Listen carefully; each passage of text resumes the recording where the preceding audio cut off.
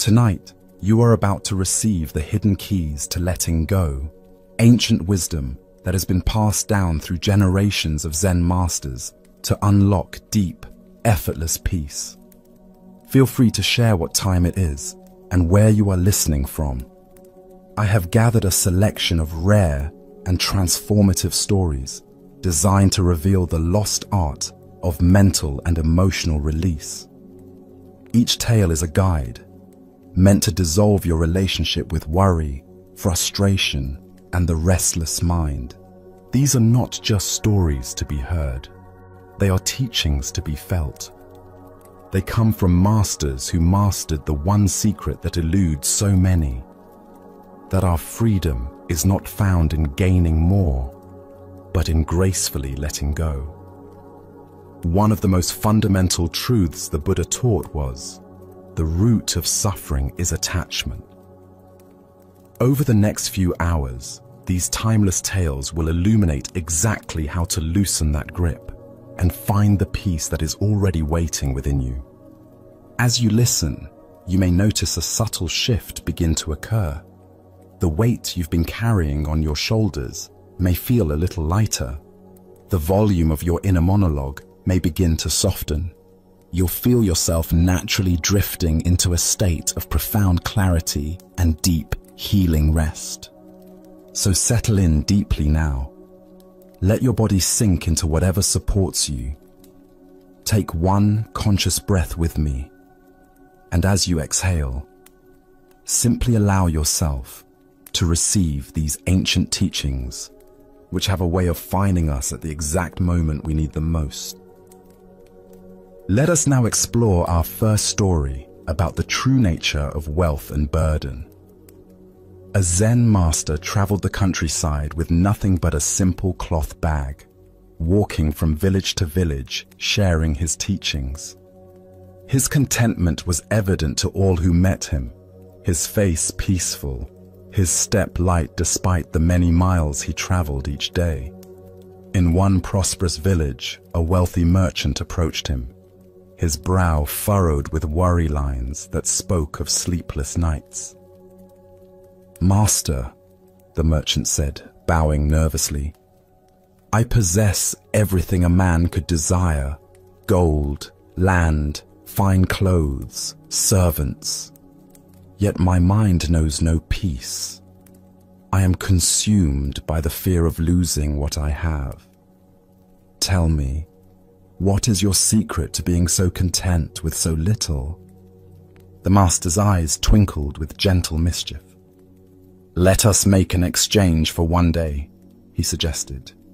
"You give me what you value most, and I will give you what I value most.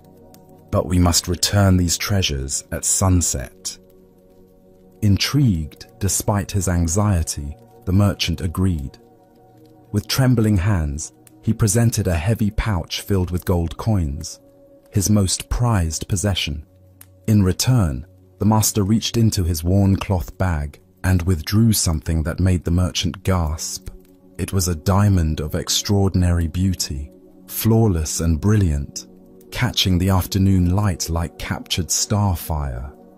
The merchant's heart raced with excitement. This single stone was worth more than his entire fortune. But as he held it, something unexpected happened. The initial joy transformed into a crushing weight of terror. The diamond was too valuable to put down, too precious to trust to anyone else. Every passerby became a potential thief. Every shadow harbored danger. The merchant spent the day in a state of hypervigilance, his mind racing with fears, his body tense with anxiety. When sunset approached, he rushed back to the master, thrusting the diamond toward him with desperate relief. "Please take it back," he pleaded. "The burden is unbearable. It is too heavy to carry." The master accepted the diamond with the same calm with which he had given it, returning the gold coins to the merchant. As the exchange was completed, the merchant felt an overwhelming wave of relief wash through his entire being. "The lesson," the master said softly, is not in the diamond itself, but in your relationship to it. You are not carrying the diamond, you are carrying your fear of losing it. True wealth lies not in possessing the treasure, but in your ability to hold it lightly and when the time comes, to let it go. Buddha's wisdom reminds us, you only lose what you cling to. The heart of this lesson lies in understanding the difference between having and grasping, between appreciation and attachment. We suffer not because of what we possess or lack, but because of our desperate clinging to things that are, by their very nature, impermanent. Why do we transform blessings into burdens through our attachment? Zen Buddhism teaches that the ego creates a false sense of security by accumulating and controlling. We believe that if we can just gather enough money, enough success, enough love, we will finally be safe. But this strategy backfires because it makes us prisoners of our possessions. The more we have to lose, the more we live in fear of loss. Consider how this plays out in modern life. The promotion we worked so hard to achieve becomes a source of stress as we worry about maintaining our performance. The relationship we cherish becomes suffocating when we grip it too tightly, afraid our partner might leave. The beautiful home we save for becomes a burden when we're constantly anxious about mortgage payments or property values. Zen Master Suzuki Roshi taught, each of you is perfect the way you are, and you can use a little improvement. This paradox points to the middle way between careless indifference and obsessive attachment. We can appreciate beauty, work toward goals, and care for what matters without the crushing weight of clinging. The diamond in the story represents all the gifts life offers us: relationships, experiences, achievements, even our own lives. These gifts are meant to be held with open hands, appreciated fully while they're present, and released gracefully when their time has passed. When we grasp too tightly, we squeeze the joy out of the very things we're trying to protect. Buddhist teacher Pema Chodron reminds us, the root of suffering is resisting the certainty that no matter what the circumstances, uncertainty is all we truly have. The merchant's suffering came not from the diamond's value, but from his resistance to the uncertainty inherent in possessing something precious. The practice of letting go doesn't mean becoming indifferent or careless. It means developing what Zen calls don't know mind, a state of openness that can receive fully without grasping desperately. When we hold our treasures lightly, we can actually enjoy them more deeply because we're not consumed by the fear of their loss. Tonight, as you consider what you might be holding too tightly in your own life, can you experiment with loosening your grip just slightly? Perhaps it's your savings account, your relationship status, your career trajectory, or even your self-image. What would it feel like to appreciate these gifts without the exhausting effort of trying to control them? As the Buddha taught, in the end, just three things matter: how well we have lived, how well we have loved, how well we have learned to let go. Our next story reveals how we create suffering through our refusal to let moments pass. A provincial governor, a man accustomed to deference and control, visited a renowned Zen master. As they sat for tea in the master's simple quarters, the governor filled the air with accounts of his power and influence, describing the complex affairs of state he managed with great self-importance. The master listened with patient attention, his gentle smile never wavering. When an attendant arrived to serve tea, he moved with practiced grace, first filling the master's cup with steady hands. As he turned to pour for the governor, A small fly, seemingly from nowhere, buzzed erratically through the air and dove directly into the stream of hot tea, falling with a tiny splash into the governor's cup. The governor's face transformed instantly into a mask of rage. He slammed his fist on the low table, making the cups rattle. "How dare you serve me this filthy tea?" he roared. "This is an outrageous insult to my office. Have this incompetent fool punished immediately." The master calmly lifted his own cup, took a slow, mindful sip, and regarded the governor with eyes full of compassion. "The fly," he said in a voice like still water, "had no intention of offending you. It was simply flying as flies do. The tea had no intention of receiving it. It was simply hot liquid in a cup. The cup had no intention of holding either. It is simply a vessel. Each element was just being itself." He paused, allowing his words to settle. "The fly is dead. The tea is no longer drinkable. That part of the story is finished. But why are you choosing to keep it alive in your mind? Why carry this tiny corpse with you for the rest of the day?" The governor sat in stunned silence, feeling the heat of his anger slowly drain away like water from a broken dam. In its place came the uncomfortable recognition that he had been disturbed not by a fly, but by his own refusal to let the moment pass. The Buddha once said, "Holding on to anger is like grasping a hot coal with the intent of throwing it at someone else. You are the one who gets burned." What emerges from this story is our tendency to prolong suffering by refusing to let unpleasant moments die their natural death. Why do we cling so tenaciously to our grievances? Zen Buddhism points to the ego's investment in being right, in maintaining its sense of importance and control. When something doesn't match our expectations, the ego creates a story about why this is wrong, unfair, or personally offensive. We become so identified with this story that we forget it's just a mental construction we're choosing to maintain. The fly in the story represents all the small irritations that punctuate our days. The traffic delay, the rude comment, the spilled coffee, the technology that won't cooperate. These incidents are like weather patterns in consciousness.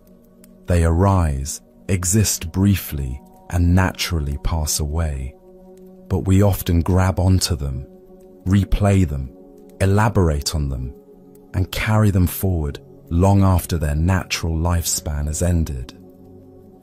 Think about your own experience. How often do you find yourself rehearsing conversations from hours or even days ago, continuing arguments that are already over?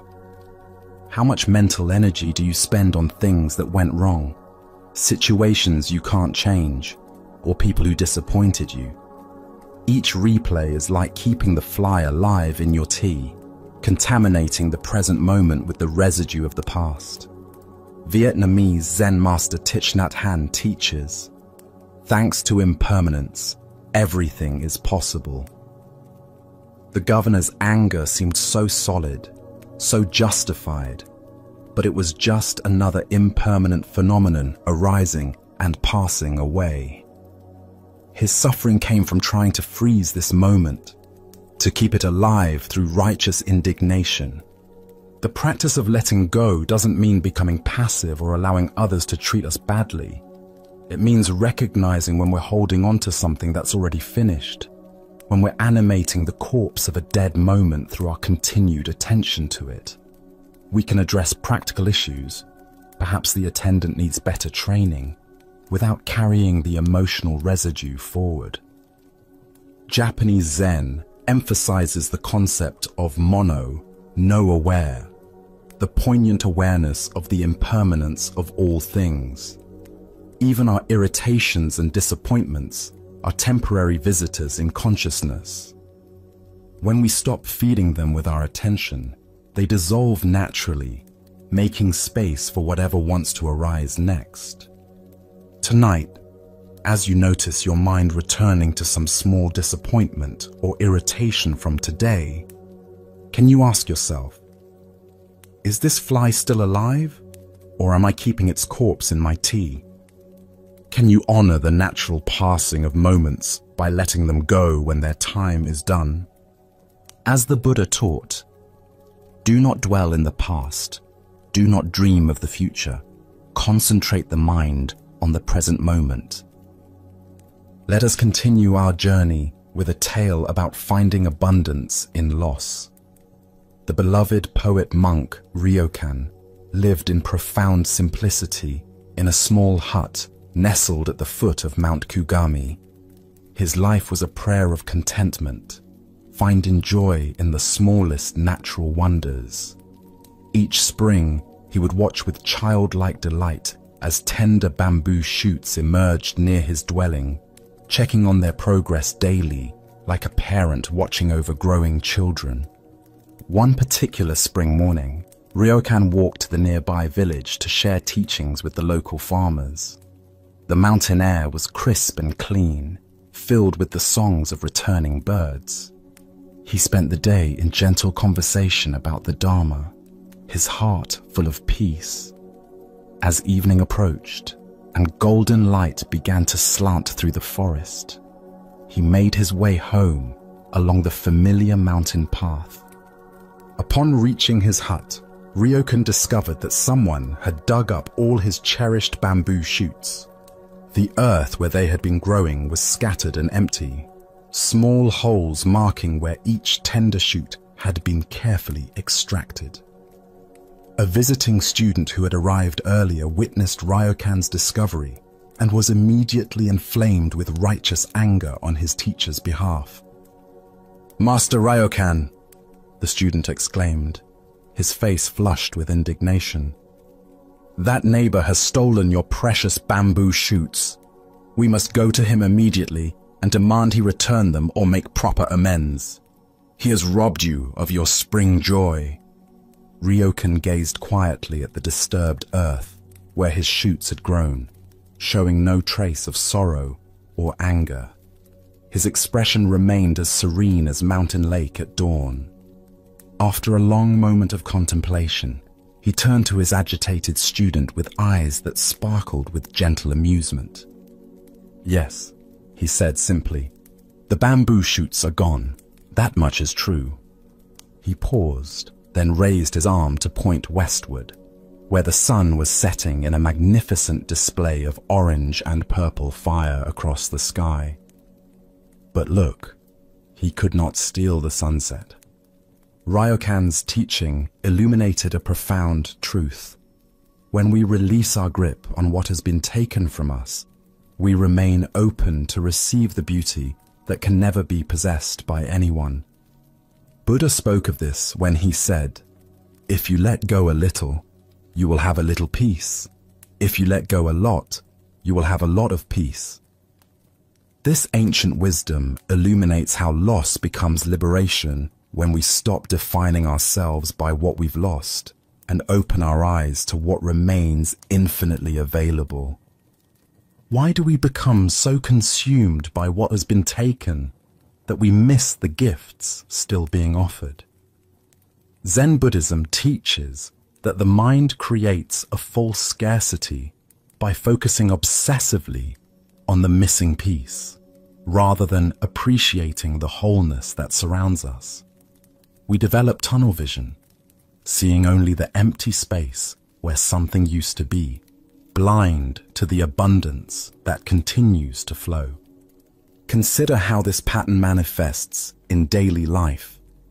When someone cancels plans, we might spend the evening frustrated about the social connection we've lost, rather than enjoying the unexpected solitude. When we don't get the job we wanted, we might become so focused on the rejection that we miss other opportunities appearing around us.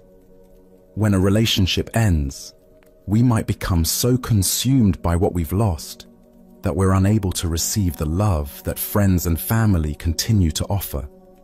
The bamboo shoots in the story represent all the attachments we form to specific outcomes, particular possessions, or certain people.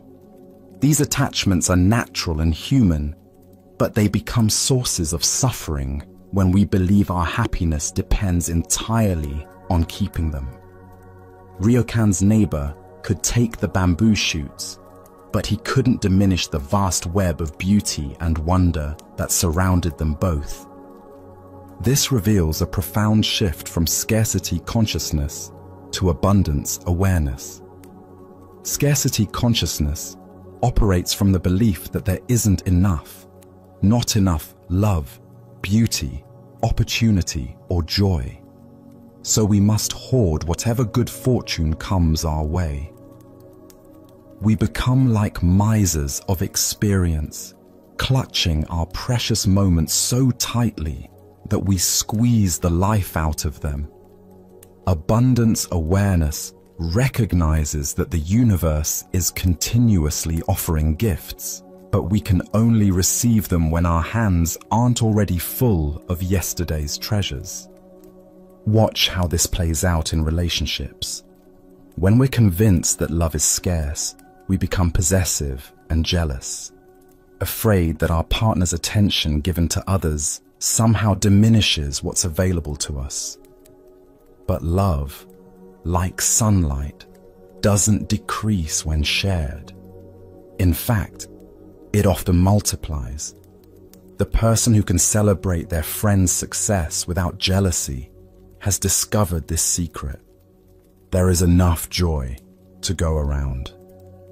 Zen teacher Alan Watts often spoke about the difference between grasping and receiving. When we grasp, we close our hands around one thing and miss everything else. When we receive, we keep our hands open and our hearts available to whatever life is offering in this moment. The sunset was always there, but the student couldn't see it until his teacher pointed it out. His anger had closed his eyes to beauty. The practice of letting go reveals an astonishing truth. The things we can lose were never the source of our deepest fulfillment anyway. The sunset, the changing seasons, the breath in our bodies, the capacity for wonder and appreciation. These cannot be stolen because they don't belong to anyone. They belong to the universe itself, and we are part of that universe. Master Dogen taught, to study the Buddha way is to study the self. To study the self is to forget the self. When we forget the small self that owns and loses, we remember the larger self that is intimately connected to all life. From this perspective, the neighbor who took the bamboo shoots was not stealing from Ryokan, but participating in the same natural flow of giving and receiving that moves through all existence. Buddhist teacher Jack Cornfield reminds us, in the end, just three things matter: how well we have lived, how well we have loved, how well we have learned to let go. Ryokan embodied this wisdom by living so lightly that theft became impossible. His joy was rooted not in having particular things, but in his capacity to appreciate whatever appeared. The student's anger was natural, but limiting. He could see only injustice and loss.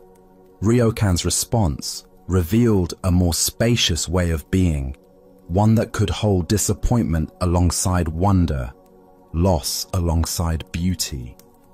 This doesn't mean being naive about wrongdoing or failing to address practical concerns.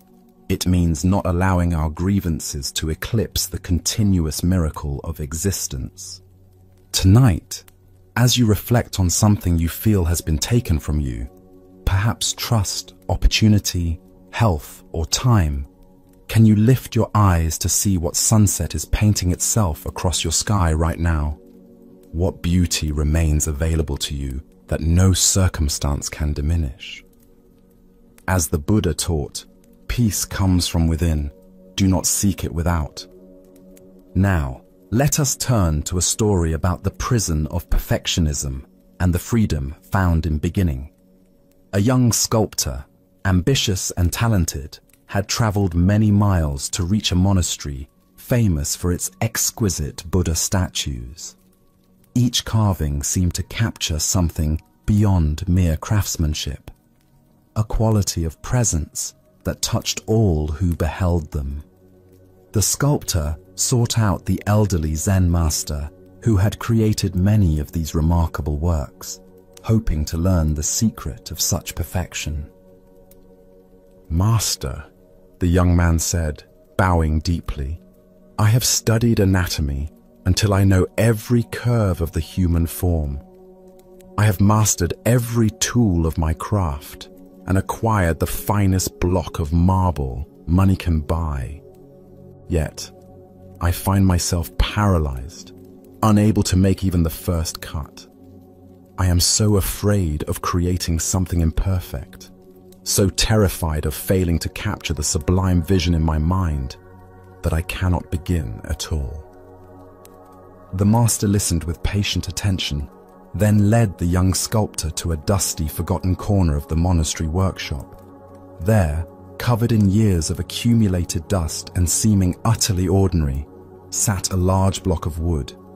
It was unremarkable in every way, neither beautiful nor ugly, neither valuable nor worthless, simply a block of wood, waiting. "What do you see?" the master asked quietly. The sculptor looked confused. "I see a block of wood, master. Nothing more." The old master ran his weathered hand over the dusty surface with surprising tenderness. "I have kept this block for 40 years, he said. "When I was your age, filled with the same burning ambition, I saw in my mind's eye the most perfect Buddha statue ever carved. I searched everywhere for the ideal piece of wood, and when I found this one, I knew it was perfect. But I also knew my skill was not yet equal to my vision, so I decided to wait and practice on lesser pieces first." His voice grew softer, almost wistful. "Years passed. My technical skill grew, but somehow my vision of the perfect Buddha also grew, always remaining just beyond my reach. I became so attached to the possibility of absolute perfection that I could never dare to touch this wood. I was afraid to let go of the dream of what it could become." The master's eyes met the young sculptor's. "This block of wood taught me the most valuable lesson of my life. Perfection is a beautiful prison. The Buddha is not waiting in some final, flawless statue. The Buddha is present in the willingness to make the first cut, to let go of the grand vision in your head and be fully present with the wood in your hands. Go now. Ruin your marble. Only in the courage to begin imperfectly can you discover what wants to emerge." The Buddha understood that our attachment to outcomes creates suffering when he said, "You are what you think. With your thoughts, you make the world." The deeper teaching here shows us how the pursuit of perfection becomes a form of spiritual materialism, using lofty ideals to avoid the vulnerable act of creation. Why do we become so paralyzed by the gap between our vision and our current ability?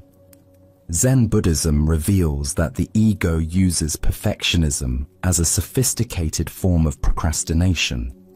By setting impossible standards, we protect ourselves from the humbling experience of being beginners, from the necessary failures that teach us what we cannot learn any other way. Perfectionism becomes a spiritual materialism, using lofty ideals to avoid the vulnerable act of creation. The deeper psychology of perfectionism reveals itself as a fear of judgment, both from others and from our own inner critic. We imagine that if we wait long enough, study hard enough, or prepare thoroughly enough, we can bypass the awkward phase of learning and emerge fully formed. But this fantasy robs us of the very experiences that create growth. Every master craftsperson has a basement full of early attempts that make them cringe, yet those failures were the stepping stones to mastery. This pattern appears everywhere in modern life. The person who wants to write a novel but never begins because they don't have the perfect plot. The individual who avoids meditation because they can't sit still for an hour. The artist who hoards expensive supplies rather than risk wasting them on imperfect attempts. The entrepreneur who endlessly refines their business plan rather than launching and learning from real feedback. The parent who waits for the perfect moment to have a difficult conversation with their child, while the child grows up without the guidance they need. Consider the deeper implications. Perfectionism often masks a deeper fear of being seen as ordinary, human, fallible. In our achievement-oriented culture, we're taught that our worth depends on our performance. This creates what Buddhist teacher Tara Brach calls the trance of unworthiness, the belief that we must earn our place in the world through flawless execution rather than accepting our inherent value as conscious beings. The dusty block of wood represents all our unlived potential waiting behind the perfectionist's gate. Every creative impulse that dies in the planning stage. Every conversation we don't have because we can't find the perfect words. Every risk we don't take because we can't guarantee the outcome. These accumulated moments of non-action become a kind of death by 1,000 postponements. Zen Master Dogen taught, "Time is not separate from you, and as you are present, time does not go away." The Master's 40-year relationship with the uncarved block reveals how perfectionism distorts our relationship with time. Instead of experiencing the continuous present moment of creative engagement, we live in a perpetual future where conditions will somehow be ideal. But that future never arrives because the conditions are never quite right, the vision never quite achievable with current skills. The practice of letting go includes releasing our attachment to outcomes and embracing what Suzuki Roshi called beginner's mind. In the beginner's mind, there are many possibilities. In the expert's mind, there are few. When we let go of needing to create something perfect, we become available to discover what wants to emerge through us. This requires what Zen calls don't know mind, a willingness to start without knowing where we'll end up. Buddhist teacher Chogyam Trungpa spoke of basic wakefulness, the quality of being fully present with what is rather than what should be. The young sculptor's marble was not waiting for him to become worthy of it. It was waiting for him to show up as he was, with his current level of skill and whatever willingness he could muster. This doesn't mean abandoning excellence or becoming careless. It means recognizing that excellence emerges through engagement, not through endless preparation. Every master was once a beginner who kept going. Every masterpiece was created by someone willing to risk making something imperfect. The Buddha statue exists not in the final form, but in the relationship between the carver and the wood, the continuous conversation between vision and reality, intention and acceptance. When we let go of the need to be perfect, we can finally begin to be present. Tonight, as you consider some creative impulse you've been postponing until you feel ready, can you make one small, imperfect beginning? Can you write one awkward paragraph, take one uncertain step, have one difficult conversation? What would it feel like to let go of your vision of perfection and simply meet this moment with whatever skill and courage you actually have? As the Buddha taught, do not believe in anything simply because you have heard it, but after observation and analysis, when you find that anything agrees with reason and is conducive to the good and benefit of one and all, then accept it and live up to it. as we continue our journey through the wisdom of Zen Buddhism, let us explore a powerful story about the ultimate practice of letting go. An ancient Zen master lay dying, his breath growing shallow as his devoted monks gathered around his bedside. For decades, he had been their spiritual father, offering profound teachings that had illuminated the path for countless seekers. Now, as his life ebbed away, the monks felt a desperate urgency to capture one final piece of wisdom, something they could carry forward to preserve his legacy. The head monk, his heart heavy with impending loss, leaned close to his teacher's ear. "Master," he whispered, voice trembling with emotion, "you have given us so much wisdom over the years. Before you leave us, could you please offer one final teaching, one essential truth that captures the heart of your understanding?" The master's eyes, though clouded with approaching death, slowly opened. He looked at each beloved face surrounding him, seeing their grief, their hope, their desperate need for something to hold on to. With tremendous effort, he gathered what little strength remained in his frail body. His lips parted, and in a voice barely above a whisper, he spoke a single word: "Attention." The head monk recoiled slightly, surprised and disappointed. He had expected something profound, a complex verse, a philosophical revelation, a spiritual instruction worthy of their teacher's stature. This seemed too simple, too ordinary for such a momentous occasion. Surely there must be more. "Master," he pressed gently, "is that all? Just attention?" The dying teacher managed the slightest nod, his energy nearly spent. Still unsatisfied, feeling that his teacher's final gift was somehow incomplete, the head monk leaned closer. "But Master, could you not elaborate just a little? Could you not give us something more to guide us?" With his final breath barely audible, the master whispered, "Attention, attention." Then he was gone, leaving his students in profound silence, not with a grand philosophy to grasp or complex doctrine to study, but with the simplest possible instruction, the invitation to be fully present. Buddha's wisdom reminds us, the present moment is the only moment available to us, and it is the door to all moments. Here we discover that the ultimate letting go is the release of everything that takes us away from this immediate experience, the past that no longer exists, the future that has not yet arrived, and the mental commentary that separates us from direct contact with reality. Why is attention so difficult to sustain? And why did the master consider it the essence of all spiritual practice? Zen Buddhism teaches that our habitual mind is like a restless monkey, constantly jumping from branch to branch, from memory to fantasy, from worry to planning, from judgment to desire. This mental activity creates a veil between us and the immediacy of our actual experience, causing us to live in a kind of dream rather than reality.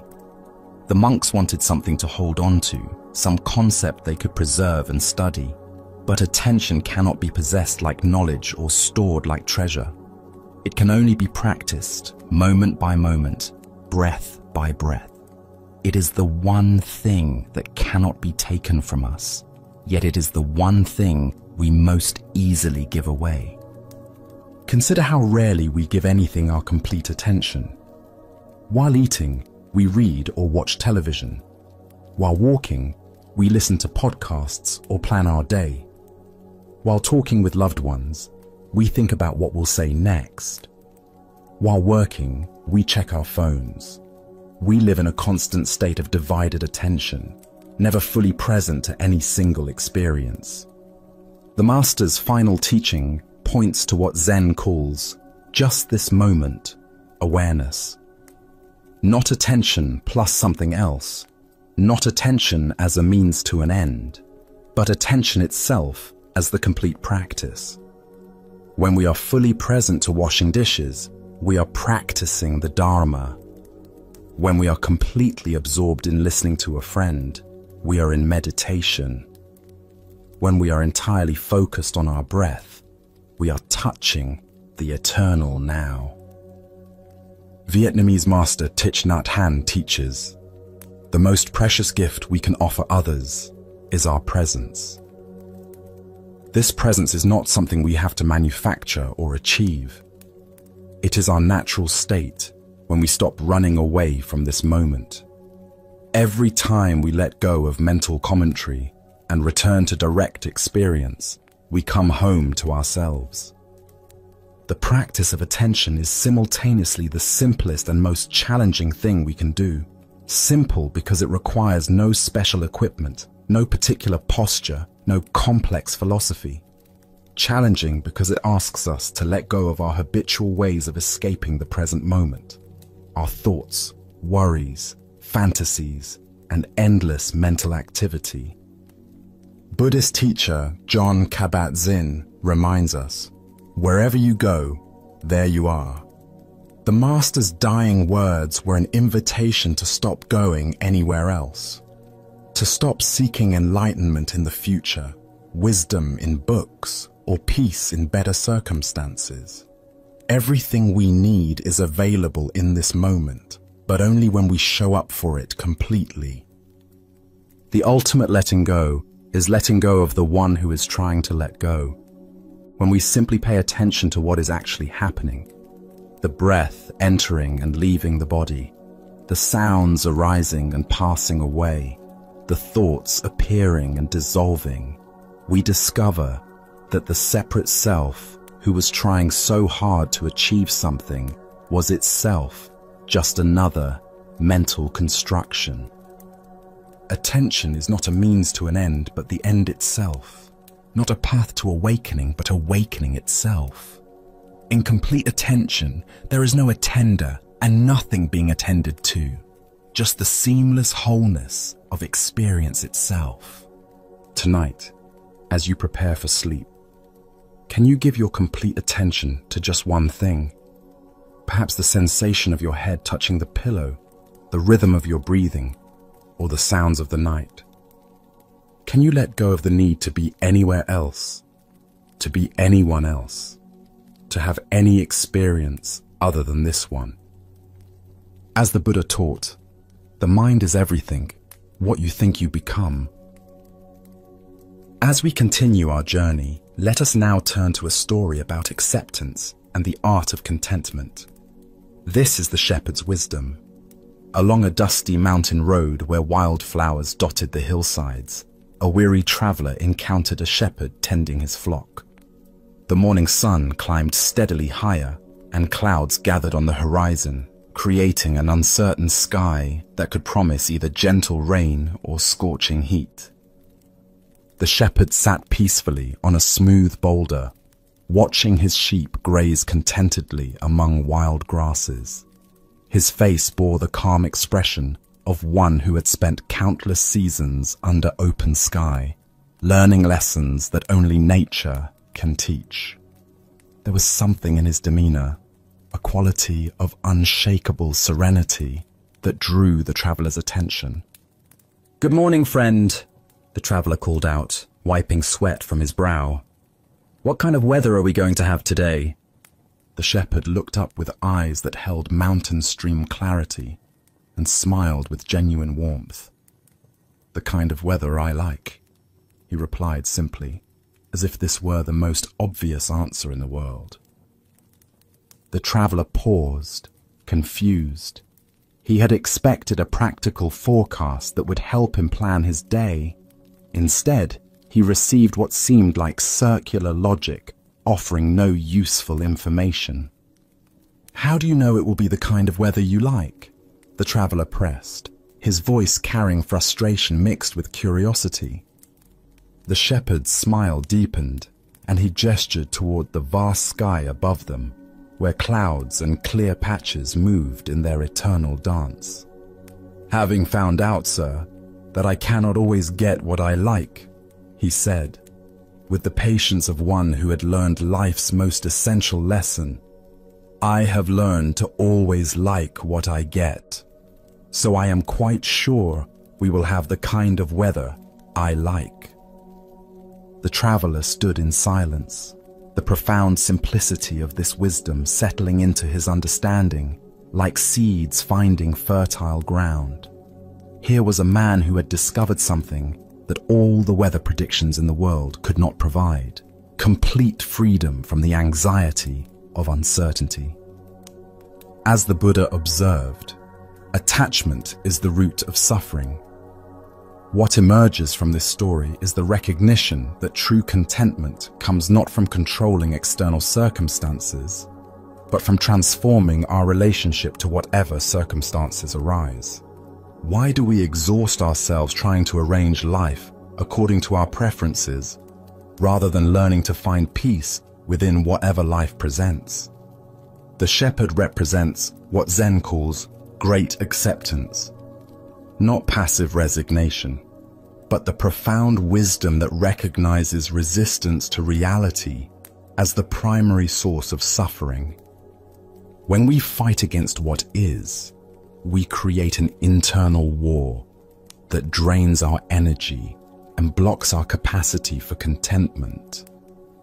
When we learn to align ourselves with reality as it unfolds, we discover the tremendous peace that comes from swimming with the current rather than against it. Consider how much mental and emotional energy we spend each day resisting circumstances beyond our control. Traffic jams, weather that doesn't match our plans, people who don't behave as we think they should. Each resistance creates a small contraction in our awareness, a tiny rebellion against reality that accumulates into chronic dissatisfaction. The shepherd's approach doesn't mean becoming passive or ceasing to have preferences. We can still hope for sunny days while fully accepting rainy ones. We can work toward goals while finding peace when outcomes differ from expectations. The key lies in holding our preferences lightly rather than allowing them to determine our contentment. Zen Master Seng Tsan wrote, "The great way is not difficult for those who have no preferences." This doesn't suggest eliminating all desires, but rather not allowing those desires to become demands that reality must fulfill for us to be okay. Look deeply at your own patterns of resistance. How often do you find yourself arguing with reality, wishing circumstances were different, or believing you'll be content when things change? This tension is optional, not because you should suppress your desires, but because you can learn to hold them more skillfully. The Buddha taught that attachment doesn't mean caring deeply about things. It means making our inner peace conditional on external circumstances, arranging themselves according to our specifications. The shepherd cares about his flock and appreciates comfort, but his fundamental contentment doesn't depend on any particular outcome. Tonight, as you reflect on the day's experiences, both pleasant and challenging, can you find the shepherd's secret within your own awareness? What if contentment isn't waiting for better circumstances, but is available right now through a shift in perspective?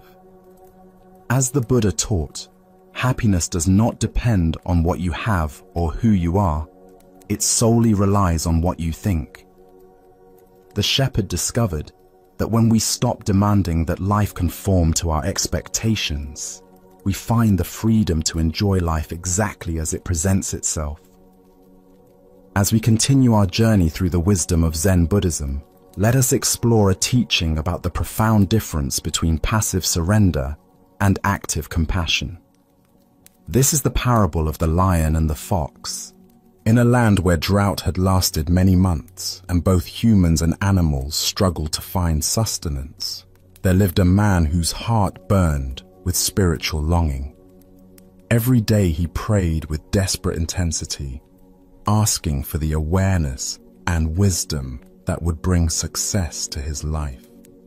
His prayers were sincere, but filled with anxiety, for he had tried many approaches to prosperity, various jobs, different strategies, numerous plans, yet nothing had brought him the security and fulfillment he sought.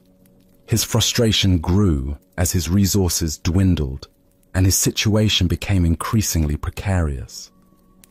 There must be some secret to life that I'm missing, he thought. Some spiritual principle that, once understood, will unlock the doors to abundance and peace. One night, after hours of fervent prayer, he fell into a deep sleep and began to dream. In his dream, a voice spoke to him with crystal clarity. "Go into the forest tomorrow morning. There you will find the understanding you seek." The man woke with his heart pounding with excitement and hope. This felt different from ordinary dreams.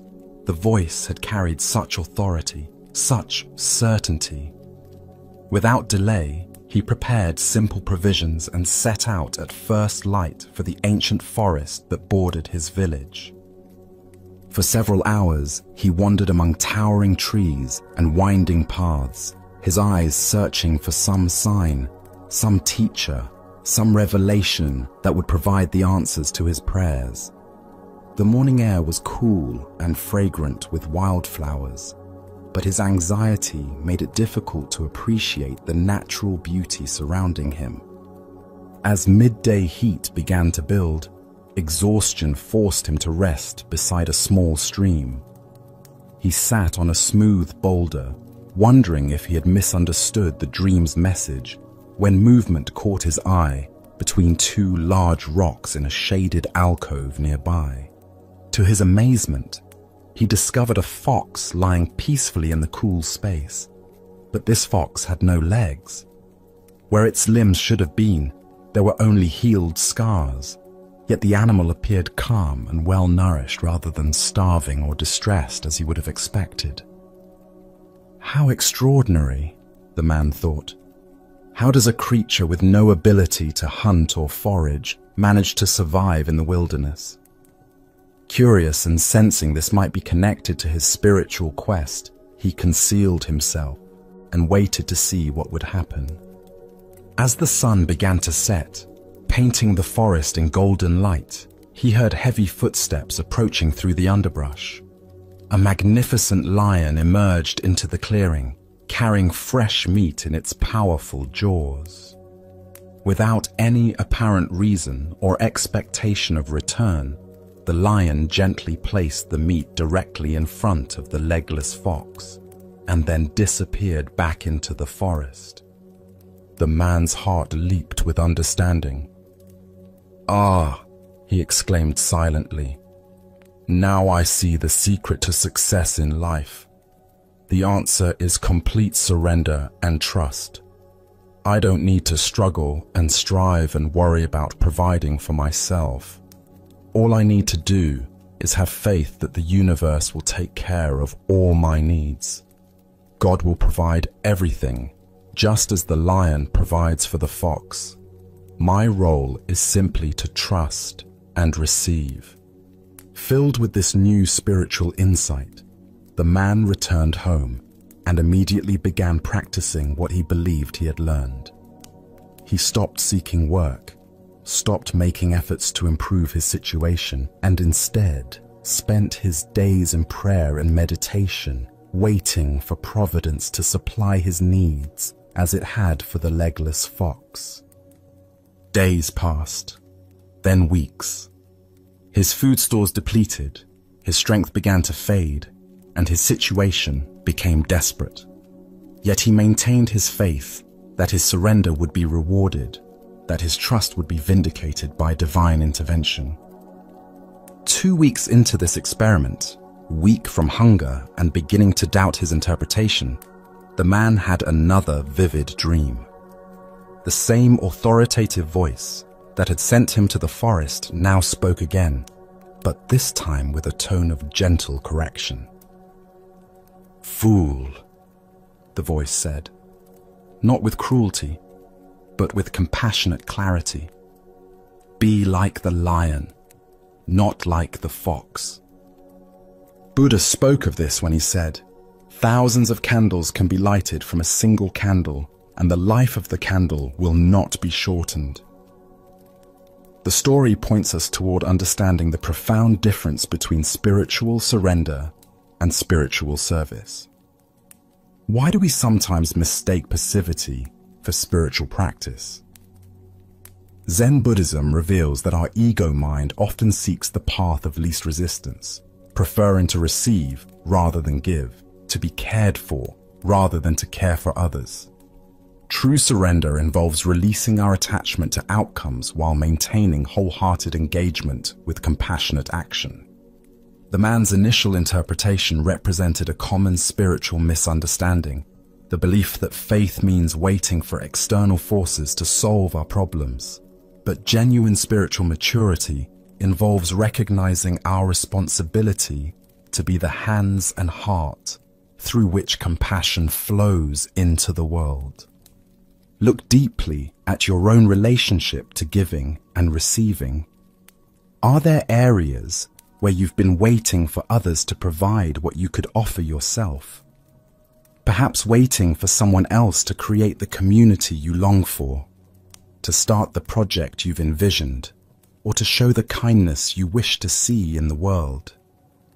This ancient wisdom illuminates the difference between victim consciousness and co-creator consciousness. The fox, through no choice of its own, required care and received it through the lion's generosity.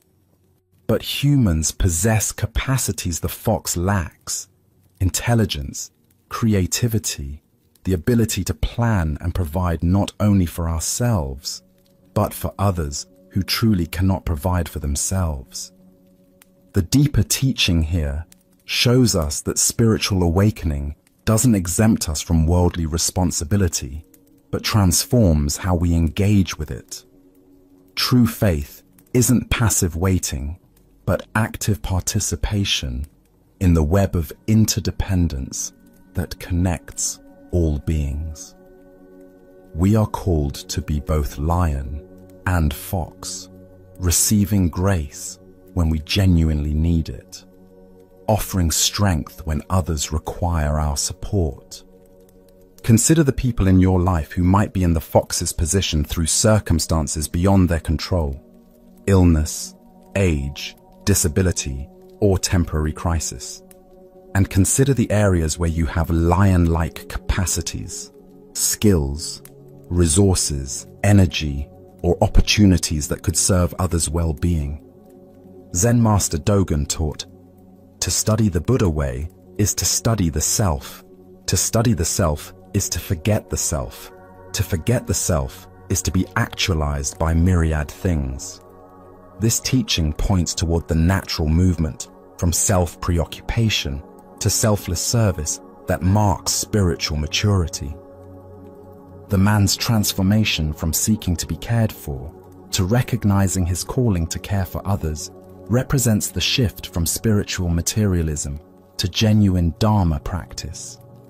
Instead of using spirituality to get what we want, we begin using our gifts to give what others need. In Zen practice, we cultivate what's called the Bodhisattva ideal, the aspiration to work for the liberation of all beings, rather than seeking only our own comfort and security. This doesn't mean we neglect our genuine needs, but that we hold them within the larger context of universal well-being. The Buddha said, "If you light a lamp for somebody, it will also brighten your path." Often, the success and fulfillment we seek comes not through focusing on our own needs, but through dedicating ourselves to serving something greater than our personal concerns. This teaching challenges us to examine our motivations for spiritual practice itself.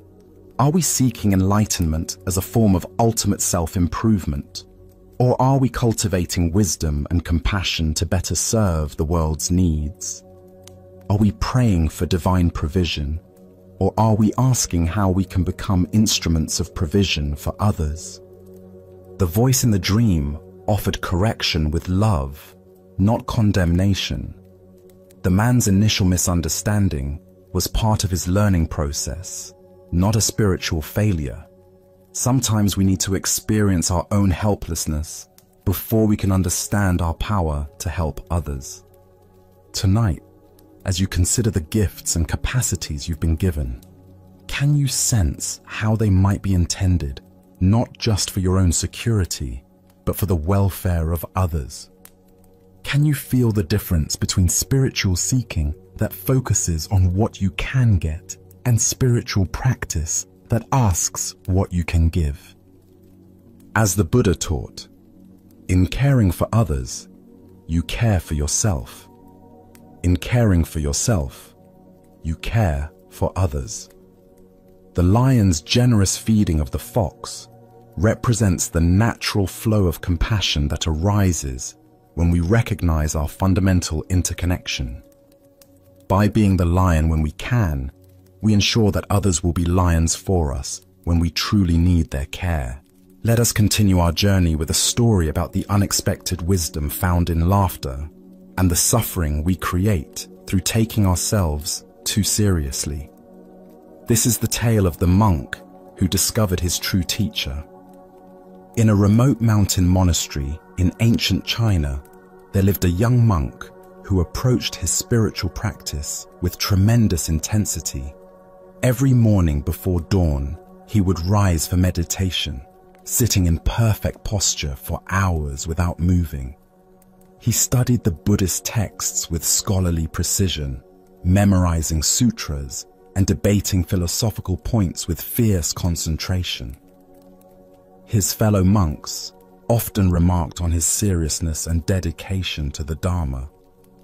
One crisp autumn morning, while studying a particularly complex passage about the nature of emptiness, the young monk encountered something that completely baffled him. The text seemed to contradict everything he thought he understood about Buddhist philosophy. The words appeared clear enough individually, but their meaning together seemed to dissolve into paradox the moment he thought he grasped it. Determined to understand, he carefully marked the passage and made his way to the master's quarters. The old teacher sat in his simple room, sunlight streaming through paper windows, creating patterns of light and shadow on the wooden floor. "Venerable master," the monk said, bowing deeply, "I have encountered a teaching that I cannot comprehend. Could you please illuminate its meaning for me?" He recited the passage with careful precision, explaining his confusion and the various interpretations he had considered. The master listened attentively, nodding occasionally, his expression thoughtful and engaged. When the young monk finished his earnest explanation, something unexpected happened. The master's face suddenly broke into a broad smile, then quiet chuckling, and finally erupted into hearty, uncontrollable laughter. His whole body shook with mirth, tears streaming down his weathered cheeks. The monk stood frozen, completely bewildered. This was not the response he had anticipated. Where he expected profound wisdom and careful explanation, he found only laughter. The master's amusement seemed to fill the entire room, echoing off the walls and growing even more intense. Without offering any explanation, the master stood up, still laughing, and walked out of the room, leaving the young monk alone with his confusion and growing distress. For the next 3 days, the monk could think of nothing else. The master's inexplicable laughter haunted him constantly. He barely touched his meals, his meditation was scattered and unfocused, and sleep came only in brief, restless intervals. The question consumed him entirely. Why had his sincere spiritual inquiry been met with such puzzling amusement. Other monks noticed his distressed state, but his responses to their concerns were vague and troubled. He felt humiliated, confused, and increasingly agitated. Had the master been mocking his understanding? Was his question somehow foolish? Did his years of dedicated practice mean nothing? Finally, unable to bear the torment any longer, he returned to the master's room. This time, he didn't bow or recite passages. Instead, he spoke directly from his heart. "Master, for 3 days I have been deeply disturbed by your reaction to my question. I cannot eat, sleep, or meditate properly. Please tell me, why did you laugh at my sincere seeking? Have I done something wrong?" The master's expression became gentle and compassionate. He gestured for the young monk to sit beside him, then spoke with quiet clarity. "Monk, do you know what your problem is?" the master asked kindly. "Your problem is that you are worse than a clown." The words hit the young monk like a physical blow. His eyes widened in shock and dismay. "Venerable sir, how can you say such a thing? How can I be worse than a clown? I have dedicated my life to spiritual practice, to understanding the Buddha's teachings. I have sacrificed worldly pleasures and pursued wisdom with complete sincerity. How can you compare me to a mere entertainer?" The master smiled warmly and explained, "A clown's greatest joy comes from making people laugh. When others laugh, the clown feels fulfilled and happy. His entire purpose is to bring lightness and joy to the world. But you, when another person laughs, you feel disturbed, upset, and tormented. Tell me, are you not worse than a clown?" At these words, understanding dawned like sunrise breaking through clouds. The young monk saw immediately how his attachment to being taken seriously had created his suffering. He had been so invested in his image as a dedicated practitioner that he couldn't receive the master's joy. The laughter hadn't been mockery. It had been pure delight at the beauty of the Dharma expressing itself through paradox. In that moment of recognition, the monk began to laugh. First quietly, then with growing freedom and joy. He laughed at his own seriousness, at his attachment to understanding, at the beautiful absurdity of seeking enlightenment so grimly. His laughter joined with the master's from 3 days earlier, and in that shared joy, understanding flowered naturally. As the Buddha observed, if you light a lamp for somebody, it will also brighten your path. The heart of this lesson lies in recognizing how our reactions to others reveal the state of our own minds. Why do we become disturbed when others express joy in ways we don't understand? Zen Buddhism points to several patterns that create this type of suffering. First is our attachment to being understood and validated. The young monk's disturbance stemmed not from the master's laughter itself, but from his need for his question to be received with the seriousness he felt it deserved. Second is our identification with our spiritual image. When we become attached to being seen as sincere seekers, dedicated practitioners, or wise students, we lose the spontaneity and openness that allows genuine learning. The monk's investment in his identity as a serious practitioner made him unable to receive the teaching that was being offered through laughter. Third is our limited understanding of how wisdom can be transmitted. We expect spiritual teaching to arrive in familiar forms, solemn explanations, careful analysis, traditional formats. But enlightenment often comes through unexpected doorways. A master's laughter, a child's innocent question, the sound of a bell, or a moment of complete ordinariness. Consider how often we miss teachings because they don't match our expectations. Perhaps someone's casual comment contains exactly the insight we need. but we dismiss it because the person seems less knowledgeable than us. Maybe life presents us with lessons through situations we find annoying or people we consider frivolous. Zen teacher Suzuki Roshi said, "In the beginner's mind, there are many possibilities, but in the expert's mind, there are few." The young monk's expertise had become a barrier to learning. His certainty about how spiritual teaching should look prevented him from receiving the profound lesson being offered through unexpected laughter. The story points us toward a fundamental question. Are we seeking understanding, or are we seeking to be understood? Are we open to wisdom arriving in any form, or do we require it to validate our preconceptions? The Master's laughter was a teaching about the joy inherent in the Dharma itself, the playful, spontaneous, beyond logic nature of awakened understanding. Tonight, as you encounter responses from others that don't match your expectations, can you remember the monk's revelation? Perhaps someone's laughter when you expected seriousness, their casualness when you hoped for depth, or their joy when you felt the situation called for gravity might contain teachings you haven't yet recognized. Buddha spoke of this when he said, "Thousands of candles can be lighted from a single candle, and the life of the candle will not be shortened. Happiness never decreases by being shared." The Master's laughter was not diminishing the Dharma, but celebrating its inexhaustible joy, a joy the monk discovered he could share rather than resist. Let us continue on our journey with a story about how our inner landscape shapes our outer experience. This is the tale of the two towns.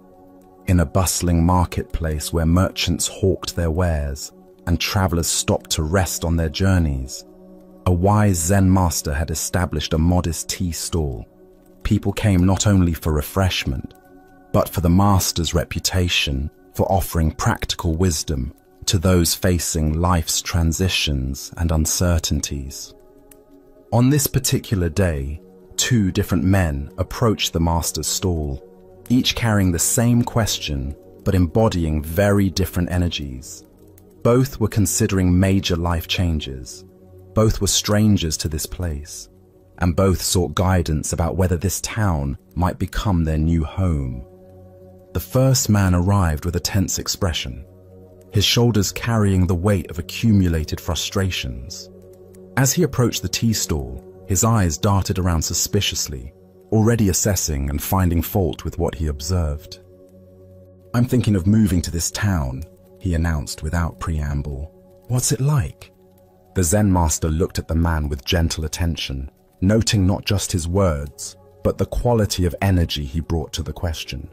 Rather than offering immediate description, the master asked his own question. "What was your old town like?"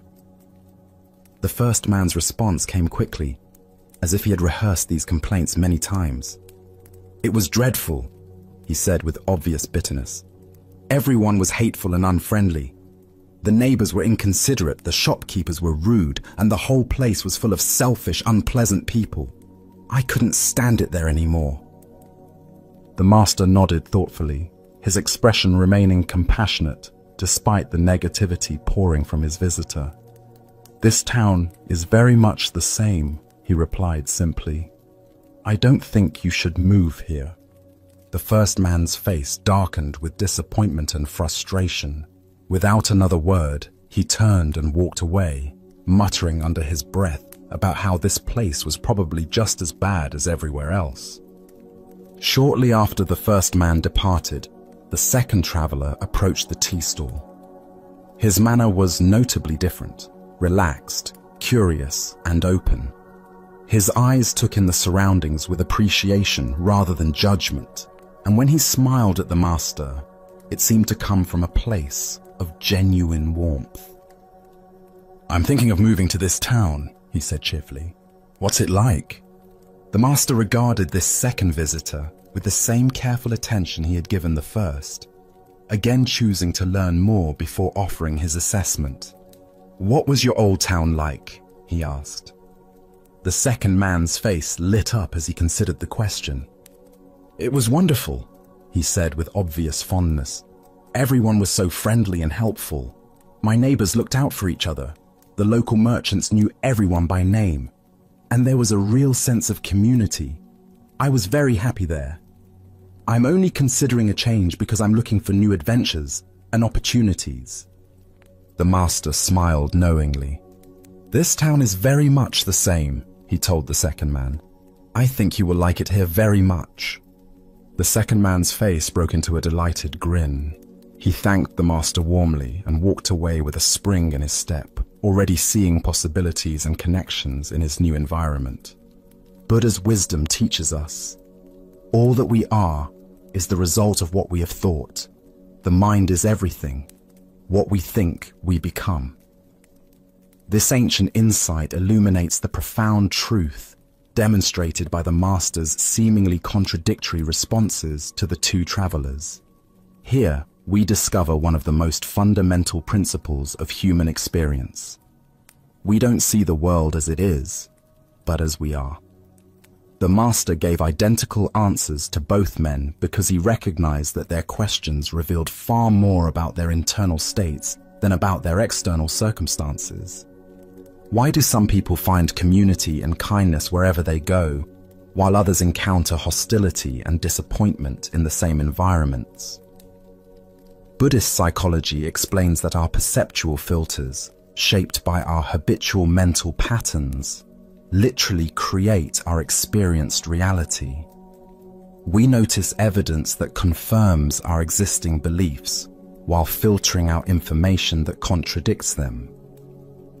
The first man carried what modern psychology might call a negative attribution bias, the tendency to interpret ambiguous situations in the most negative possible way. His mind was like a magnet for negative experiences, not because the world was inherently hostile, but because that's what he was conditioned to see. The second man demonstrated the opposite pattern, a generous attribution style that assumed the best in others and looked for positive connections. His mind was attuned to kindness and possibility. Consider how this plays out in daily life. Two people can work in the same office and have completely different experiences. One sees politics, competition, and dysfunction everywhere. The other finds mentorship, collaboration, and growth opportunities in the same environment. This doesn't mean that objective conditions don't matter, or that all experiences are equally positive. Rather, it points to the enormous influence our mental habits have on shaping our lived reality. As Zen teacher Jon Kabat-Zinn says, "Wherever you go, there you are." We carry our internal weather with us, and it colors everything we encounter. The master's wisdom lay in recognizing that no external change of location could solve the first man's problem. If he moved to this town with the same negative perceptual filters, he would recreate the same disappointing experiences he was trying to escape. This insight has profound implications for how we approach life changes and problem solving. Often, when we're unhappy with our circumstances, our first instinct is to change the external conditions. But if we don't address the internal patterns that created our dissatisfaction, we simply recreate similar problems in new settings. But this principle works in both directions. When we cultivate mental habits of appreciation, curiosity, and goodwill, we begin to notice more evidence supporting those perspectives. The world doesn't magically change, but our capacity to see its positive qualities expands dramatically. Tonight, as you reflect on your own experiences of community, work, and relationships, can you notice the interpretive lens through which you typically view these interactions? Are you more like the first traveler, scanning for problems and disappointments, or the second, looking for connection and possibility? As the Buddha taught, The mind is everything, what you think you become. The most powerful tool for transforming our external experience lies not in changing our circumstances, but in changing the quality of awareness we bring to whatever circumstances we encounter. Let us now explore a story about choice, responsibility, and the power we hold in every moment. This is the tale of the young man and the bird. A clever young student had grown tired of his teacher's seemingly wise responses to every question. He was convinced that the old master simply spoke in riddles to appear profound, and he decided to devise a test that would expose what he believed was mere pretense. After thinking for several days, he conceived what he thought was the perfect trap. One morning, the young man caught a small sparrow in the garden. The tiny bird trembled in his cupped hands, its heart beating rapidly against his palms. He held it carefully behind his back as he approached his teacher, who was sitting peacefully in the morning sunlight, reading ancient texts. "Master," the student called out with barely concealed excitement, "I have a question that will test your legendary wisdom." The old teacher looked up from his reading with patient, gentle eyes. He had seen this look of mischievous confidence in many students over the years, and he understood the young man's need to challenge authority as part of his own growth and learning. "Please," the teacher said simply, "ask your question." The student stepped closer, keeping the bird hidden behind his back. "Master, I hold a small bird in my hands. Using your great wisdom, tell me, is this bird alive or dead?" The young man felt incredibly clever. He had created what he believed was an impossible situation for his teacher. If the master answered alive, he would quickly snap the bird's neck and reveal the dead creature, proving the teacher wrong.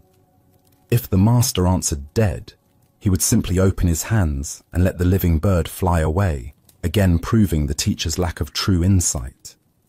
Either way, the student was certain he would expose his teacher's supposed wisdom as nothing more than lucky guessing and philosophical double talk. He waited eagerly for the response that would give him the satisfaction of finally outsmarting the old man. The teacher sat quietly for a long moment, not trying to peer behind the student's back or gather more information. His eyes seemed to look not at the student, but through him, as if perceiving something far deeper than the simple trick being attempted. Finally, with a gentle smile that held both compassion and understanding, the master spoke. "The answer, my young friend, is in your hands." The student stood frozen, his mouth hanging open slightly. In 3 simple words, his elaborate trap had been completely dismantled. The teacher hadn't fallen for either option of the false dilemma. Instead, he had pointed to something far more profound: the fundamental truth that the student himself held the power to determine the outcome. The young man looked down at his hands, still cupped behind his back, feeling the tiny bird's rapid heartbeat against his palms. He realized with startling clarity that the master was right. The bird's fate had never depended on the teacher's answer or supposed wisdom. It had always been entirely in the student's control. More than that, he began to understand that this was true about far more than just this moment. The power to choose life or death, creation or destruction, compassion or cruelty, all of it was always in his hands, in every situation, every day. Slowly, the young man brought his hands forward and opened them. The small bird sat still for just a moment, as if gathering itself, then spread its wings and flew into the blue sky, disappearing among the trees. Buddha's wisdom teaches us, we are what we think. All that we are arises with our thoughts. With our thoughts, we make the world. This ancient wisdom illuminates the profound responsibility that comes with conscious choice and the recognition that we are always the architects of our own experience. Why do we so often look outside ourselves for answers that can only be found within? Zen Buddhism points to our tendency to seek authority figures who will tell us what to do, what to think, what to choose. But the deepest teaching is that true wisdom cannot be given from one person to another. It can only be discovered through our own conscious engagement with life. The student's question seemed to be about the teacher's insight, but it was actually about his own power. He was so focused on proving the master wrong that he almost missed the profound truth being offered, that every moment presents us with choices that shape not only our immediate circumstances, but our character and destiny. Consider your own daily decisions, both large and small. How often do you wait for someone else to tell you what the right choice is? How frequently do you seek permission, approval, or guidance for decisions that ultimately rest entirely in your own hands? The young man's bird represents all the power we hold, but sometimes fail to recognize. In our relationships, careers, and spiritual development, we constantly face moments where we hold something precious in our hands: the well-being of others, our own integrity, opportunities for growth or destruction. The outcome depends not on external circumstances or other people's wisdom, but on what we choose to do with the power we possess. The master's response reveals something crucial about authentic teaching. True teachers don't give answers. They point us back to our own capacity for wisdom. They help us recognize the choices we're already making and the power we already possess, rather than encouraging dependence on their authority. Zen teacher Charlotte Joko Beck said, "We are always in choice, even when we think we're not." The bird in the student's hands represents all the moments when we convince ourselves we have no options, no power, no responsibility. But consciousness always involves choice, and choice always involves responsibility. Look deeply at a current challenge in your life. Where are you waiting for someone else to provide answers, solutions, or direction? What would change if you fully recognize that the power to shape the outcome is already in your hands? This doesn't mean you have control over all external circumstances, but you always have choice about how you respond. The Buddha taught, the mind is everything. What you think, you become. Every thought, every intention, every action is like the student's choice with the bird, an opportunity to create life or death, beauty or suffering, wisdom or ignorance. The answer is always in our hands.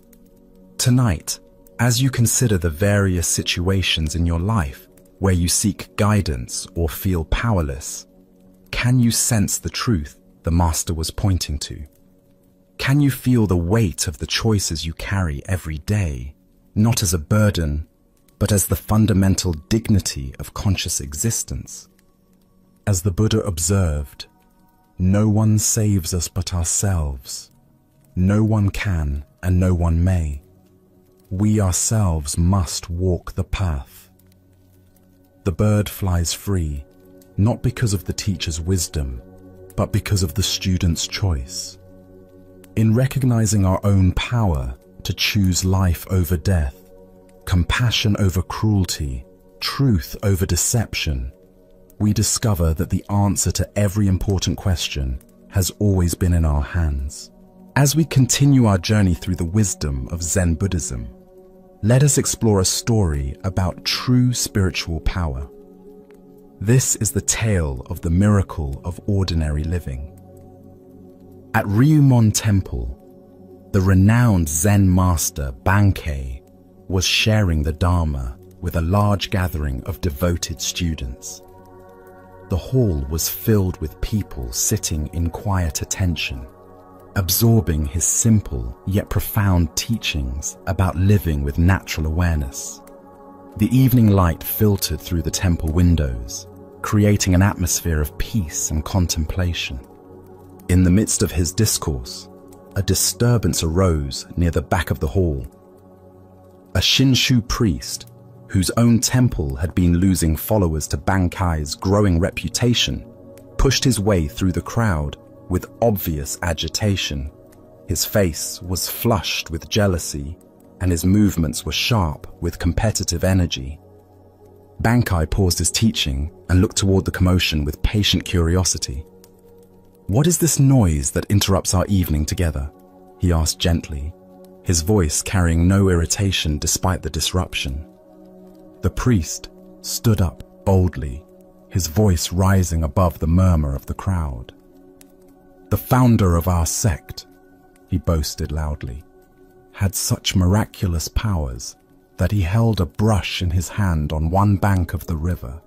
His attendant held up a paper on the other bank, and the teacher wrote the holy name of Amida through the air. "Can you do such a wonderful thing?" The gathered students turned their attention between the challenging priest and their teacher, curious how Bankei would respond to this test of his spiritual abilities. Some expected a demonstration of supernatural powers. Others wondered if their master would engage in debate. Bankai smiled, with the gentle amusement of someone who understood the priest's confusion completely. "Perhaps your fox can perform that trick," he replied lightly. "But that is not the manner of Zen. My miracle is that when I feel hungry, I eat, and when I feel thirsty, I drink." The temple fell into profound silence as the simple profundity of these words settled into the hearts of those present. The priest, expecting magical displays, found himself face to face with a teaching about the extraordinary nature of ordinary experience. The Buddha once said, "If you want to know your past, look at your present condition. If you want to know your future, look at your present actions." This ancient wisdom illuminates how real spiritual power manifests not in supernatural demonstrations, but in complete presence to what is actually happening. Why do we seek the miraculous outside of our immediate experience? Zen Buddhism reveals our tendency to bypass the profound simplicity of life in search of dramatic spiritual experiences. We imagine enlightenment as something exotic, supernatural, or removed from daily existence, when in truth, it's the capacity to be fully present to whatever is arising. The heart of this lesson lies in understanding that consciousness itself is the ultimate miracle. The fact that you can taste food, feel thirst, hear these words, or experience any sensation at all is more extraordinary than any magic trick. Yet, we take these everyday miracles for granted while seeking special powers that would somehow validate our spiritual development. Look deeply at your own experience right now. Can you feel the miracle of breathing without having to think about it? The wonder of your heart beating steadily? The extraordinary fact that light enters your eyes and somehow becomes the vision of these words? These are the real miracles available in every moment. Zen teacher Suzuki Roshi taught, "Each of you is perfect the way you are, and you can use a little improvement." This paradox points to the Zen understanding that we don't need to become someone special to access spiritual truth. We need to fully inhabit who we already are. The Buddha taught, there are only two mistakes one can make along the road to truth: not going all the way and not starting. The path is not about developing supernatural abilities, but about going all the way into the simple reality of this moment, starting exactly where you are, with whatever you're experiencing right now. Consider how the priest's question revealed his own spiritual materialism. the belief that wisdom can be measured by impressive displays rather than by the quality of one's presence. This trap catches many seekers who mistake the extraordinary for the spiritual, when the truly spiritual is found in bringing complete attention to the ordinary. Tonight, as you eat your next meal or drink a glass of water, can you taste the miracle that Bankai pointed to? Can you experience the wonder of simple biological processes that sustain your life? As the Buddha said, the way is not in the sky, the way is in the heart. The miracles we seek are not above us, but within the simple reality of being alive. Let us continue on our journey with a story about discovering the source of true freedom. This is the tale of the student and the master's heart. In a peaceful monastery garden where cherry blossoms drifted like snow, a young student approached his teacher during evening meditation. The master sat beneath an ancient maple tree, twilight painting the sky in soft purples and golds. This student had been practicing earnestly for years, yet lately questions had been arising that reached deeper than formal instruction. Taking a seat beside his teacher, the student gathered courage to voice what had been troubling him. "Master," he began quietly, "when I was young, I had a deep desire for my family and loved ones to be proud of me. I wanted to excel in studies, to accomplish things that would make them beam with joy. Were you ever the same way?"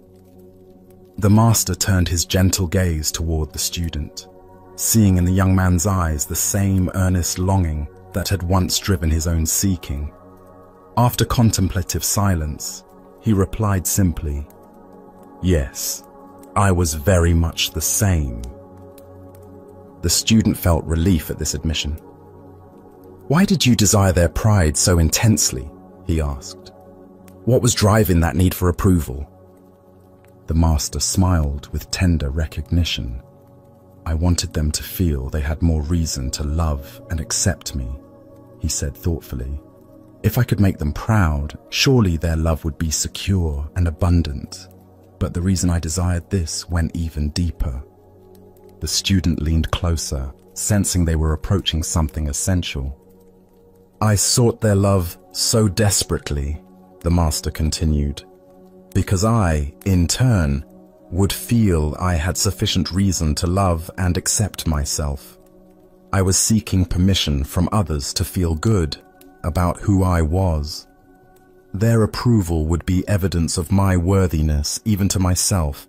That was what lay at the root of all my striving." The master paused, watching the first stars appear. "But then one day, I awakened to a revolutionary possibility. I realized I could ask myself a different question.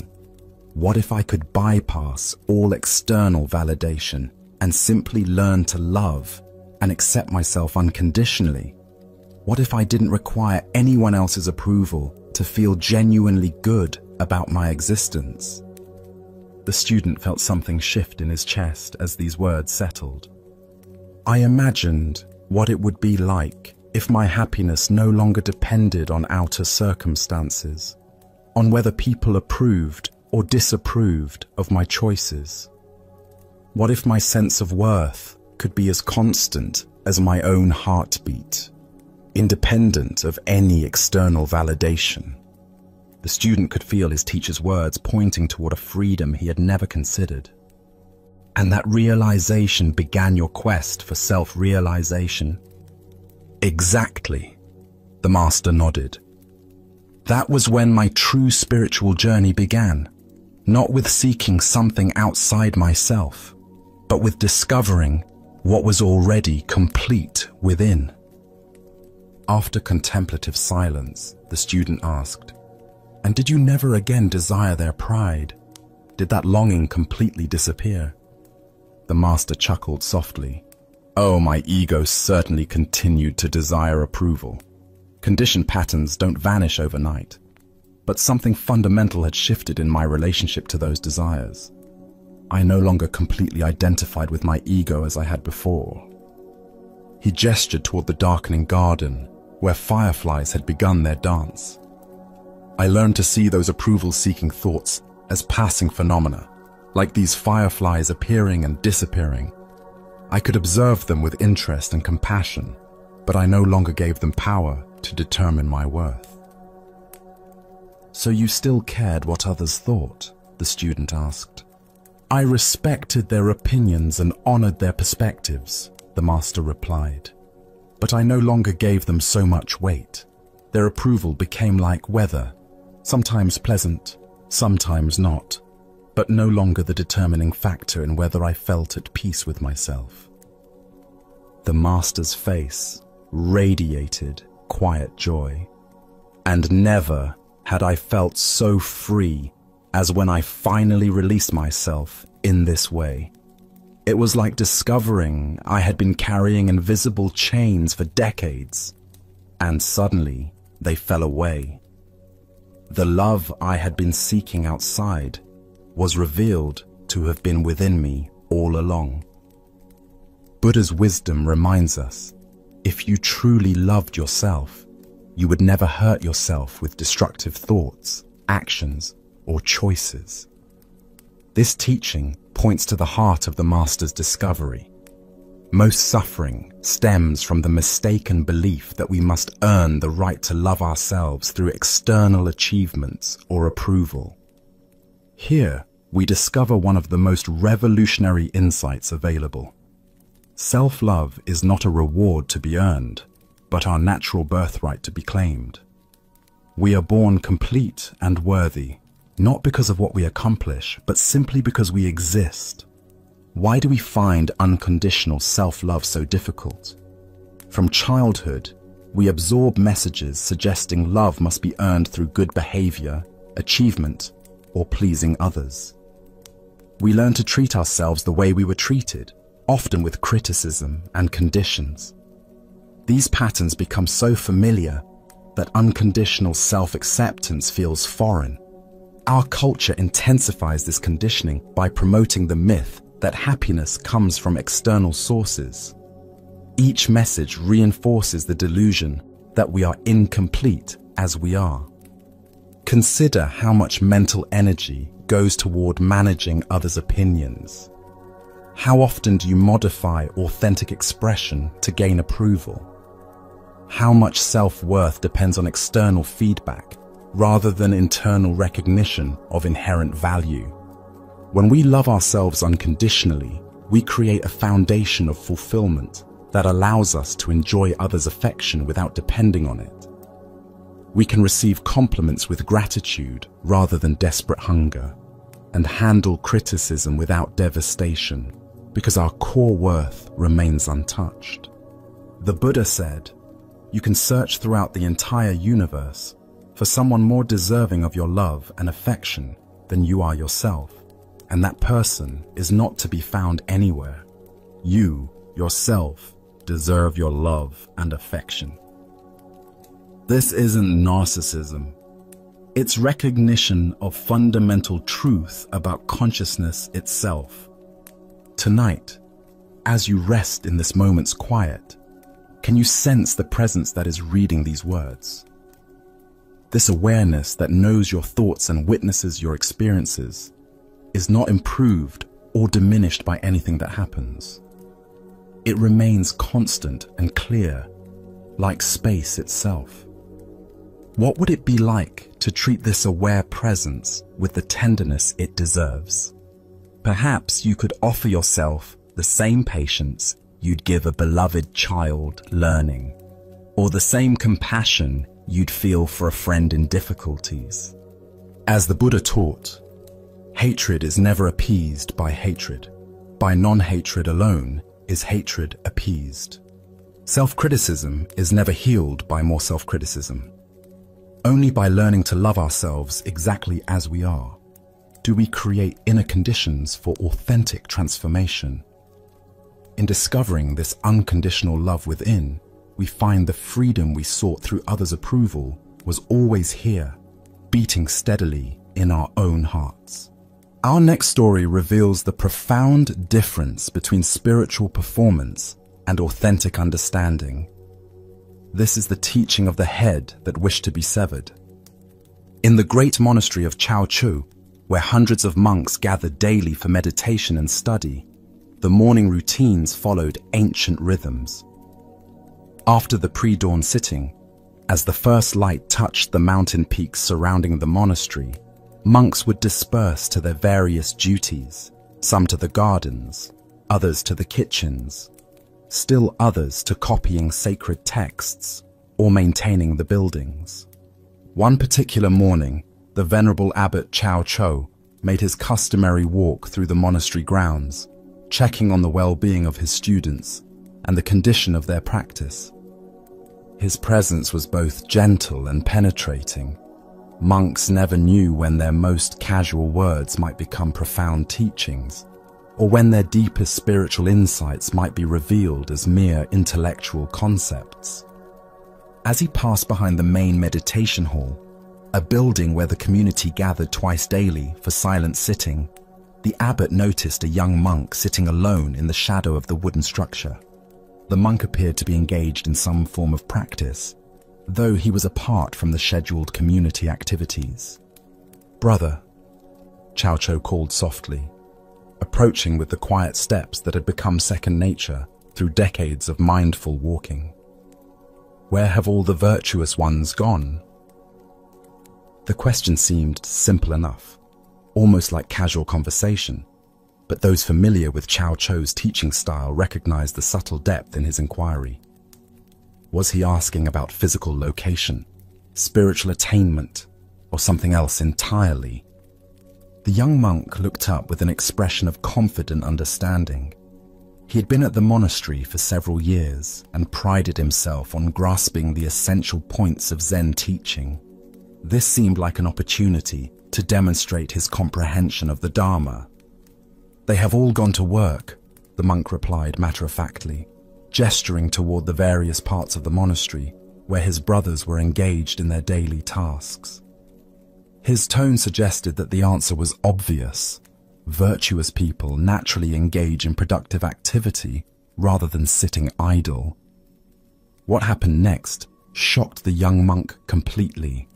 Without warning, Chao Cho reached into the folds of his robe and produced a sharp knife, its blade gleaming in the morning sunlight. But instead of threatening the monk, the abbot did something far more unsettling. With complete calmness, Chao Cho stretched out his own neck, exposing his throat to the blade, and handed the knife to the bewildered young monk. His voice remained gentle and conversational, as if he were making the most reasonable request in the world. "My responsibilities as abbot are many and demanding," he said with apparent sincerity. "I wonder if you could please cut off my head for me. It would be such a help in managing my duties." The young monk's eyes widened in horror. His hands trembled as he stared at the knife now in his possession and the exposed neck of his revered teacher. Everything about the situation contradicted his understanding of proper monastic behavior, spiritual teaching, and basic human decency. Unable to comprehend what was being asked of him or why, unable to see past the literal surface of the abbot's request to any deeper meaning, the terrified monk dropped the knife and ran. His feet carried him far from the meditation hall, far from the incomprehensible scene, his mind reeling with confusion and fear. Chao Cho calmly picked up the fallen knife, tucked it back into his robe, and continued his morning walk with the same peaceful demeanor he had maintained throughout the entire encounter. As the Buddha observed, it is better to travel well than to arrive. What emerges from this story is a teaching about the vast difference between intellectual understanding and genuine realization. Why do we so often mistake conceptual knowledge for authentic wisdom? Zen Buddhism reveals that our thinking mind loves to collect spiritual ideas and organize them into neat categories, creating the illusion of understanding without the transformative experience of direct insight. The young monk's response, "They have all gone to work," represents the kind of dualistic thinking that separates spiritual practice from ordinary activity. His answer implied that virtue lies in doing productive tasks rather than sitting idly, revealing his assumption that awakened activity and rest exist in opposition to each other. But Cao Chou's teaching cuts much deeper than this surface interpretation. By offering his neck to the knife, he was asking a profound question. If the monk truly understood that all the virtuous ones had gone to work, what work was most essential? If responsibility truly mattered, what was the most compassionate response to suffering? Look deeply at your own spiritual assumptions. How often do we divide life into spiritual activities and mundane ones, important work and trivial tasks, sacred moments and ordinary time? This dualistic thinking keeps us from recognizing that every moment offers opportunities for awakened response. The abbot's gesture points toward the heart of Zen understanding. Genuine compassion sometimes requires actions that transcend conventional thinking. When someone is truly suffering under the burden of responsibility, attachment, or spiritual seeking itself, what is the most loving response?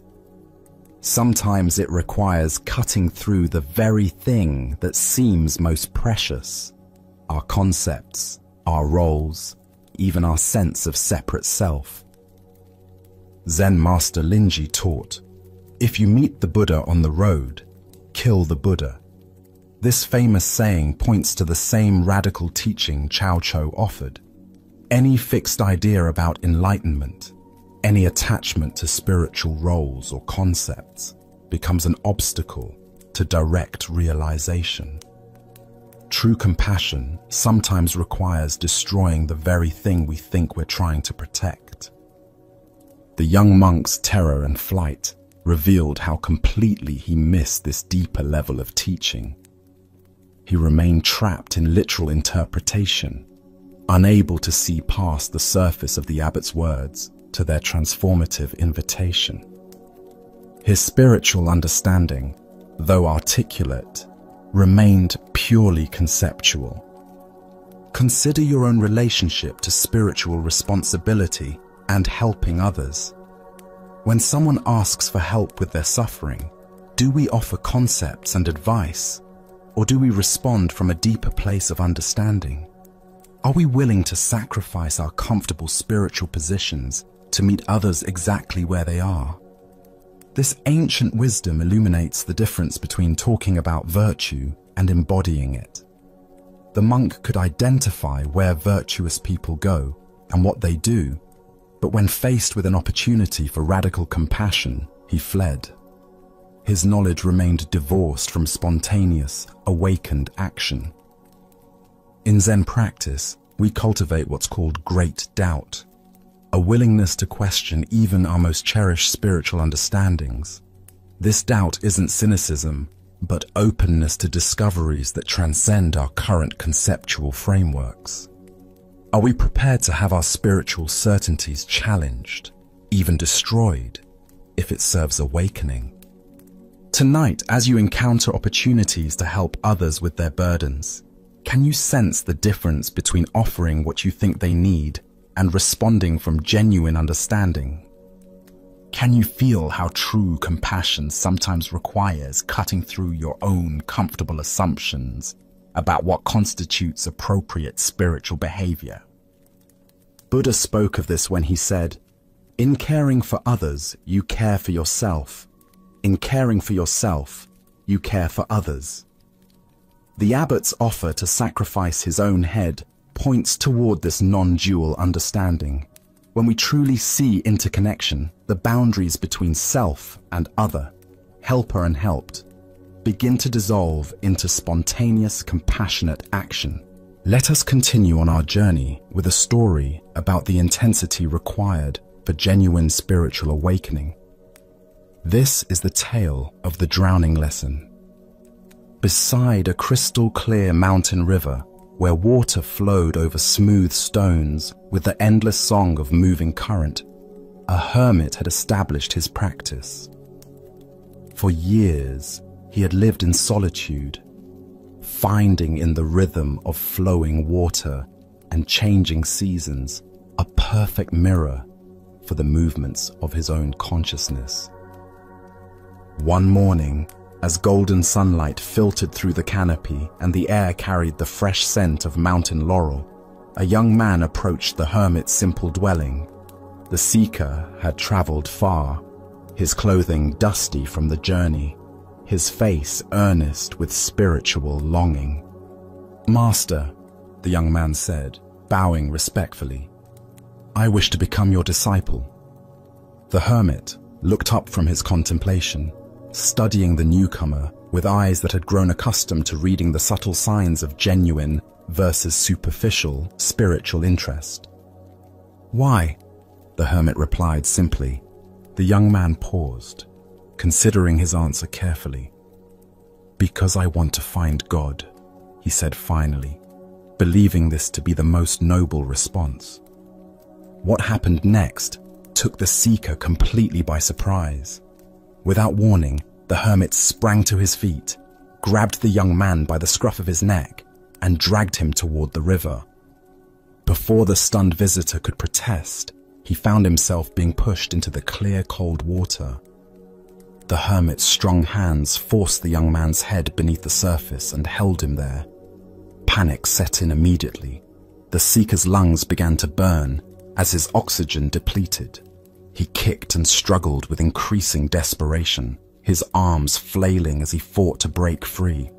Every second felt like an eternity as his body screamed for air. Nothing existed except the urgent, overwhelming need to breathe. After what seemed like a lifetime but was probably only a minute, the hermit finally pulled the gasping young man up out of the water. The seeker coughed violently, water streaming from his nose and mouth as he struggled to fill his lungs with precious air. His entire body shook from cold, shock, and the aftermath of near drowning. When his breathing finally normalized, the hermit spoke again, his voice carrying a different quality, still gentle, but charged with unmistakable intensity. "Tell me," he said, watching the young man's face carefully, "what did you want most of all when you were underwater?" The answer came without hesitation, raw and honest. "Air." The hermit nodded slowly, satisfied that his lesson had found its mark. "Very well," he said. "Go home and come back to me when you want God as much as you just wanted air." Without another word, the hermit turned and walked back to his place of meditation, leaving the dripping, shaken young man to contemplate the profound teaching he had just received. Buddha's wisdom reminds us, thousands of candles can be lighted from a single candle, and the life of the candle will not be shortened. Yet this wisdom must be ignited by genuine spiritual fire, not merely intellectual interest. The hermit's dramatic teaching illuminates the difference between casual spiritual curiosity and the total commitment that authentic awakening requires. What emerges from this story is recognition that spiritual seeking demands the same intensity and urgency we naturally bring to physical survival. The young seeker thought he wanted God, but his desire was still within the realm of preference rather than necessity. He wanted spiritual awakening as an addition to life rather than as life itself. Why do we approach spiritual development with tentative commitment? First is our attachment to comfort and the familiar. Genuine transformation requires letting go of who we think we are, which the ego experiences as death. Second is our misunderstanding of what spiritual seeking entails. Popular culture presents awakening as a pleasant expansion, but traditional teachings describe it as a dismantling of illusion. Third is our tendency to compartmentalize spirituality as one area among others, rather than a complete reorientation of our relationship to existence. Consider how this plays out in contemporary seeking.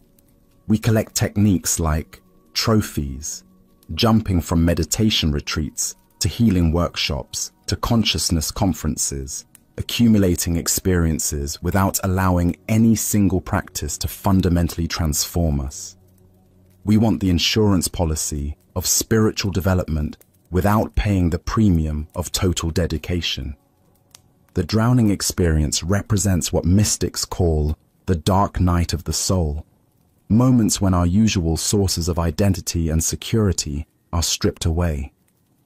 In such moments, we discover what we truly value most deeply.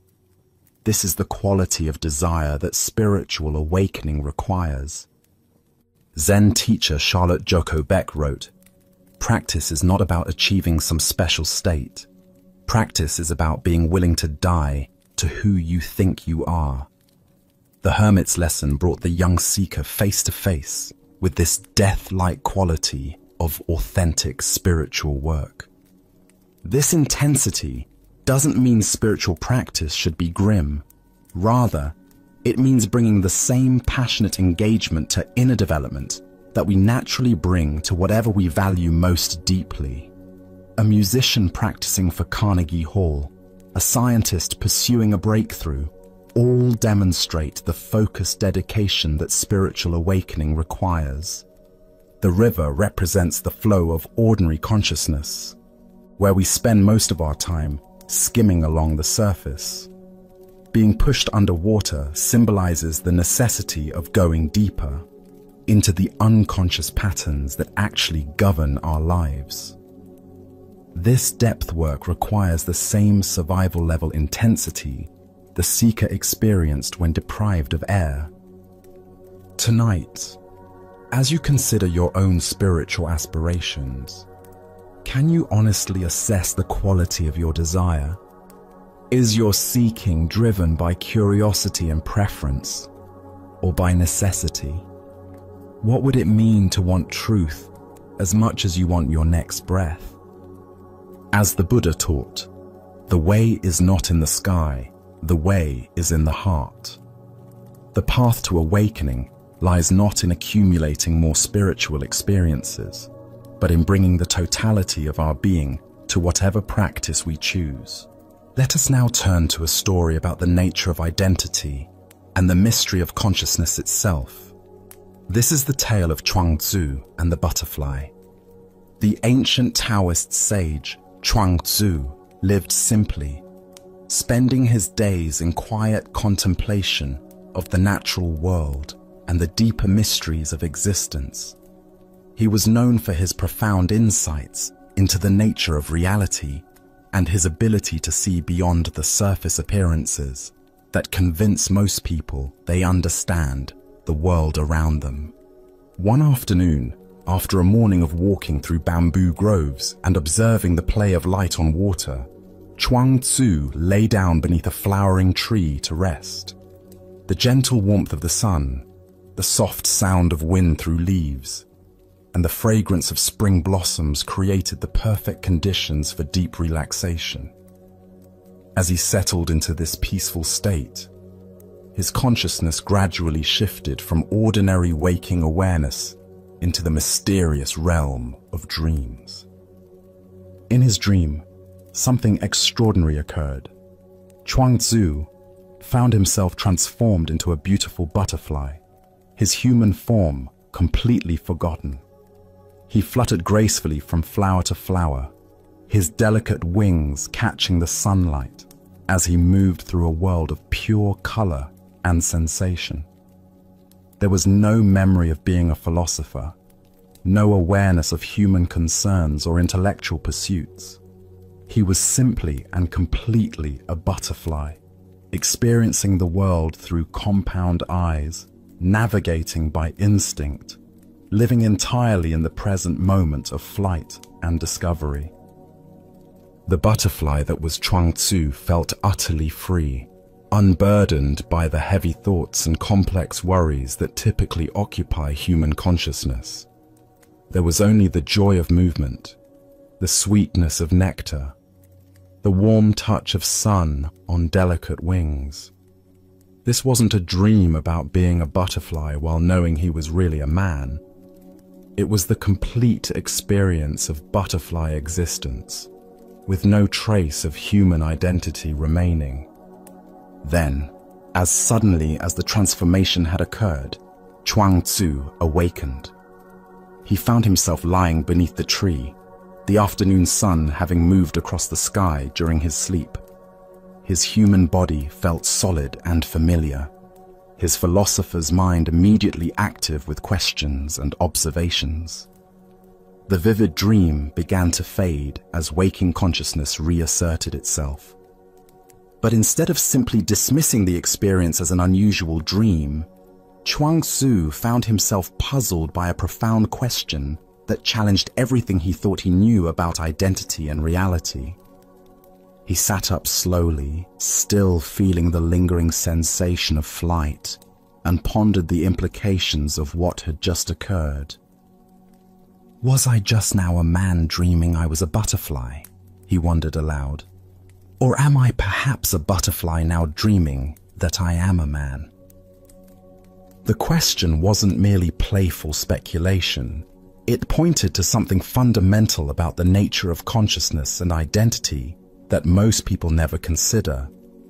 If the experience of being a butterfly had felt completely real and authentic while it was happening, how could he be certain that his current experience of being human was any more real or permanent? Buddha's wisdom teaches us, all conditioned existence is impermanent. Work out your salvation with diligence. This ancient teaching illuminates the fluid nature of identity and the importance of not clinging too tightly to any particular sense of self. Why do we assume that our current state of consciousness represents the ultimate reality? Zen Buddhism points to our tendency to take our present experience as fixed and absolute, when in fact, all states of consciousness, waking, dreaming, sleeping, are temporary and constantly changing phenomena arising in the vast space of awareness. Chuang Tzu's question challenges our basic assumptions about who and what we are. During the dream, the butterfly identity felt completely authentic and real. Upon waking, the human identity seems equally authentic and real. But which one represents his true nature? Or is perhaps the question itself based on a false premise? Consider your own experience of identity throughout different states of consciousness. Are you the same you when you're dreaming as when you're awake? What about when you're deeply absorbed in an activity, or in deep meditation, or in moments of creative flow when self-consciousness disappears entirely? Which of these states represents your real identity? In Zen practice, we explore the possibility that all these different identities are simply temporary appearances in consciousness, like waves on the ocean or clouds in the sky. The waves are real, but they're not separate from the ocean. The clouds are real, but they're not separate from the sky. Similarly, all our various identities and experiences are real, but they're not separate from the underlying awareness in which they appear. The butterfly dream reveals something profound about the nature of transformation and possibility. If Chuang Tzu could completely become a butterfly in his dream consciousness, what does that suggest about the fixed boundaries we imagine exist around our identity? How solid are the limitations we place on ourselves based on our current circumstances or self-concept? Zen Master Dogen taught, "To study the way is to study the self. To study the self is to forget the self." Chuang Tzu's experience points to this same teaching. The more deeply we investigate the nature of selfhood, the more we discover that our fixed ideas about identity begin to dissolve. The Buddha said, "Form is emptiness, emptiness is form." The man and the butterfly are both real and both empty of permanent, independent existence. They are temporary formations in the field of consciousness, each authentic while present, each naturally dissolving to make way for whatever comes next. Look deeply at your own sense of identity. How much of who you think you are is based on roles, memories, and concepts that are actually quite fluid and changeable? What would remain if you let go of your attachment to being any particular type of person? Tonight, as you move between waking consciousness and the dream state, can you remember Chuang Tzu's profound question?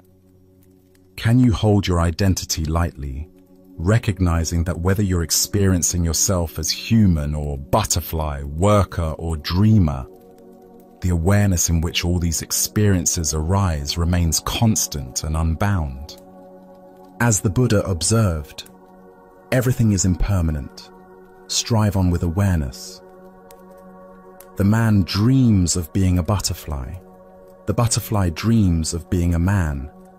But the dreaming itself, the pure capacity for experience, remains as vast and free as the sky, untouched by whatever temporary forms dance within it. Our next story reveals a profound teaching about the nature of emptiness and the surprising places where we discover truth. This is the story of grasping what cannot be held.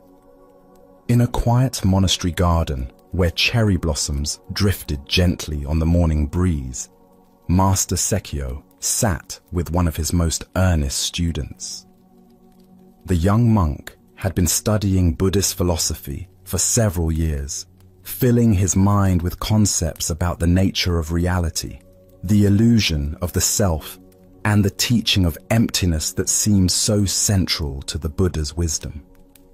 He could recite passages about shunyata, discuss the philosophical implications of non-being, and engage in lengthy debates about the relationship between form and void. But for all his intellectual understanding, something felt missing. The words remained just words, concepts floating in his mind without the direct experience that would make them real. He approached his teacher that morning with a question that had been troubling him for months. "Master," the young monk said, bowing respectfully, "I have studied the teaching of emptiness extensively.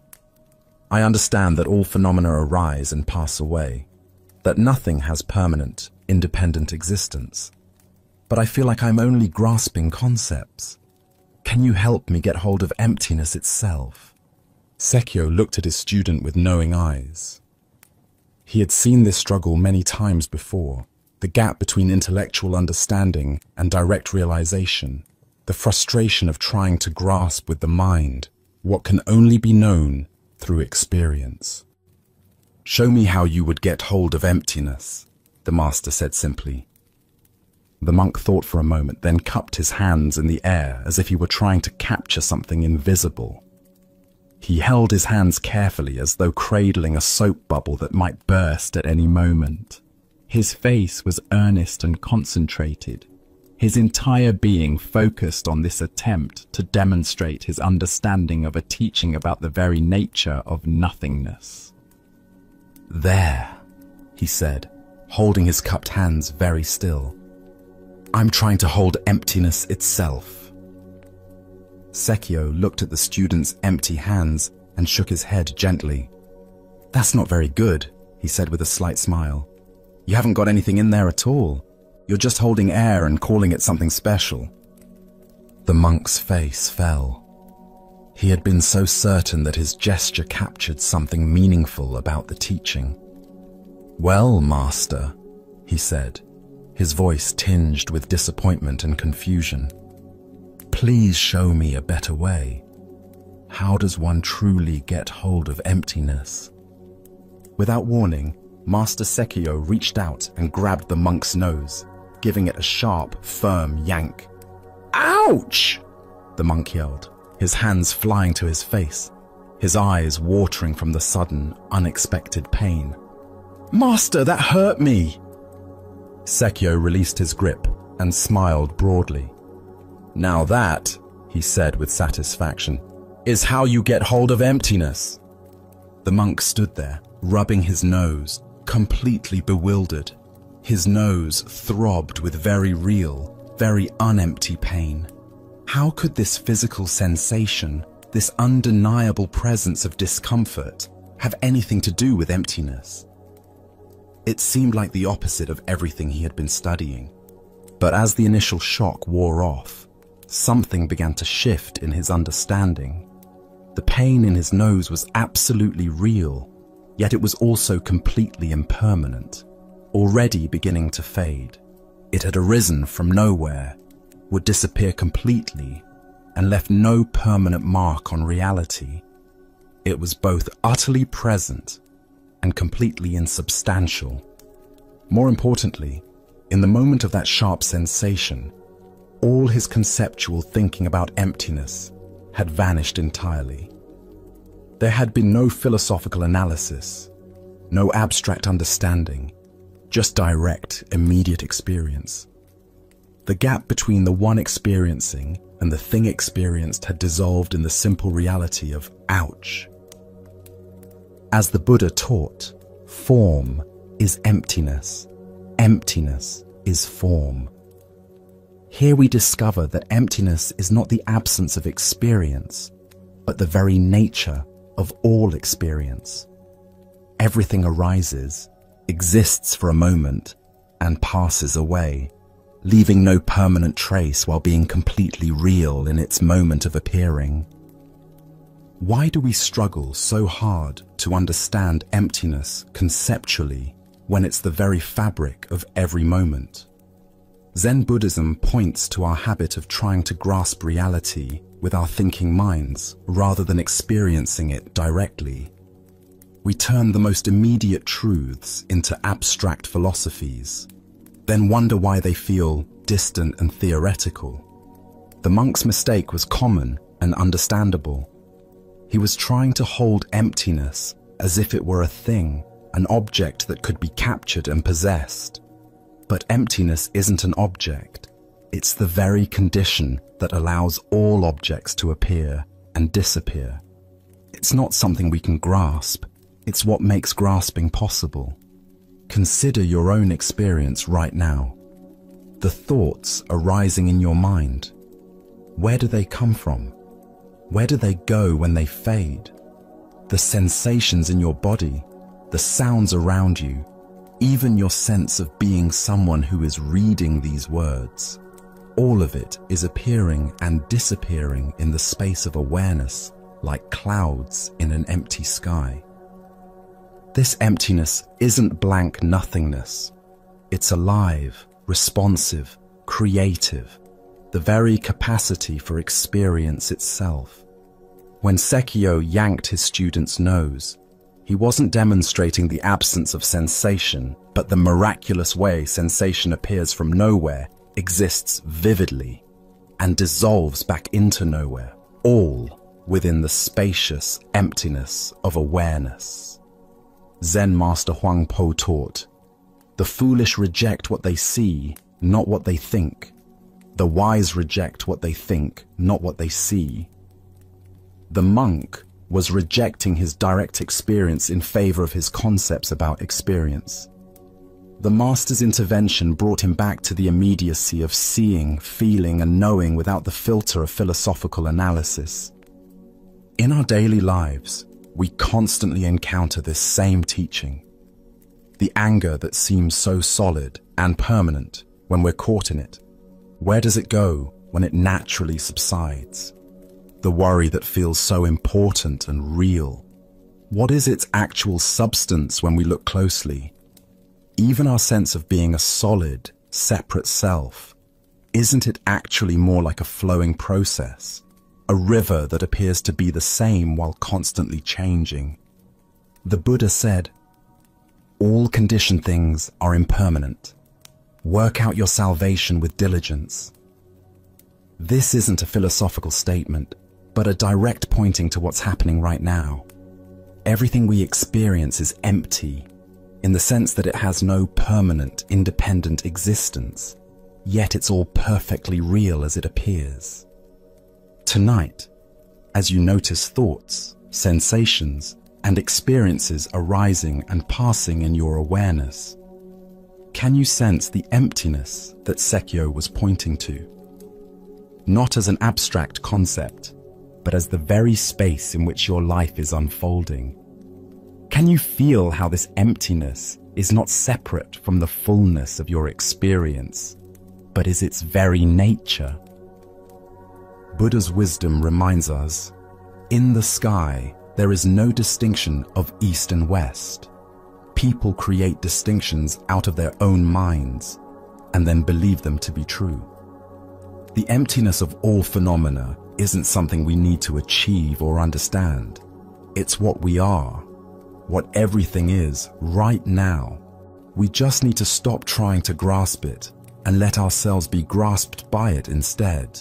Let us now turn to a tale about the courage to trust life's current. This is the story of the Crystal River. In the depths of a great crystal river, where water flowed clear as mountain air, there lived an entire village of small creatures. The river's current moved above them like a gentle breath, carrying the wisdom of countless springs and distant seas. Young and old, rich and poor, all made their home along the sandy bottom, each creature grasping tightly to stones, branches, and roots. For generations, clinging had been their way of survival. Every creature learned from birth to wrap their appendages around river rocks and fallen wood. "Hold on," the elders would say. "The current is dangerous. It will sweep you away to places unknown. Safety lies in staying exactly where you are." But one small creature grew weary of this endless grasping. Day after day, he watched the current flow overhead, seeing how it moved with such purpose and grace. While his neighbors complained about the effort required to maintain their grip, he found himself wondering what it might feel like to trust that flowing water. "I am tired of clinging," he announced one morning. "Though I cannot see where it leads, I trust that the current knows its destination. I shall let go and allow it to carry me where it will, for I fear that if I continue clinging, I shall die of boredom before I ever truly live." The other creatures gasped in horror. "Fool!" they cried. "Let go, and that current will tumble you mercilessly across the rocks below. You will be battered and broken, dying far more quickly than any boredom could kill you." But the small creature had made his decision. Taking one last look at his neighbors, he released his grip on the familiar stone. Immediately, the current seized him, and just as the others had predicted, he was tumbled and tossed across the rocky bottom. His small body struck stone after stone, each impact bringing pain he had never experienced while safely clinging. Yet something remarkable began to happen. As the creature continued to surrender to the current's power, refusing to grab for new anchors despite his pain, the water gradually lifted him higher from the dangerous bottom. The tumbling ceased. The rocks could no longer reach him. Now he flowed with the current itself, no longer fighting its direction, but becoming one with its movement. As he traveled downstream, creatures in distant parts witnessed something they had never seen. Here was one of their own kind, yet he appeared to be flying through the water, moving with the elegant power of the current itself. "See a miracle!" they called out. "A creature like ourselves, yet he soars. Surely he is the Messiah, come to save us all." The flowing creature heard their cries and felt compassion for their misunderstanding. "I am no more Messiah than any of you," he called back. "The river delights in lifting us all free, if only we dare to let go. Our true work is not clinging to the bottom, but embracing this voyage, this grand adventure of trust and flow." But the creatures only cried louder, "Savior, Savior!" Even as they spoke, they tightened their grips on rocks and roots. They watched until he disappeared around a bend, then began weaving legends about the miraculous Savior who had briefly graced their village. Buddha's wisdom reminds us, you only lose what you cling to. This ancient teaching illuminates the profound paradox at the heart of human experience. We spend our lives grasping for security and control, believing that our safety depends on holding tight to familiar circumstances. Yet in this very grasping, we create the suffering we seek to avoid. Why do we cling so desperately when the current offers to carry us toward unknown adventures? Zen Buddhism reveals that from early childhood, we learn the known is safe and the unknown dangerous. This conditioning becomes a spiritual obstacle when it prevents growth beyond familiar limitations. We also suffer from the illusion of control, believing that by grasping circumstances, relationships, and identities, we can stop the natural flow of change. This creates enormous tension because it puts us in opposition to reality itself. Life is constant movement, and when we resist this truth, we exhaust ourselves fighting currents far more powerful than our individual will. Consider the areas of your life where you find yourself clinging. Perhaps it's a relationship that has outgrown its original form, a career that no longer brings joy, or an image of yourself that now constrains your growth. The current of change will flow whether we resist it or not. Our choice is whether to exhaust ourselves in futile opposition or discover the grace available in conscious surrender. The Buddha said, "Nothing is permanent except change." Water doesn't fight the mountainside. It finds the natural pathway down. When we learn to move with life's current rather than against it, we discover effortless effectiveness that rigid resistance can never achieve. Tonight, as you rest in this moment's stillness, what might you be ready to release? Perhaps it's a worry about tomorrow's challenges, a resentment from yesterday's disappointments, or a way of defining yourself that has grown too small. Can you feel into the current of this moment's aliveness and trust its direction? As the Buddha taught, let go of what has passed. Let go of what may come. Let go of what is happening now. Relax right now and rest. In this trust, we discover that the current we feared would destroy us is actually the very force that can carry us home to our true nature. Our next story reveals the power of returning to what is real when fear threatens to overwhelm us. This is the tale of the captured warrior. In ancient Japan, during a time of constant warfare between rival clans, a skilled warrior found himself on the losing side of a fierce battle. As his comrades fell around him and defeat became inevitable, he was captured by enemy soldiers and dragged away from the battlefield, his armor stripped, his weapons confiscated.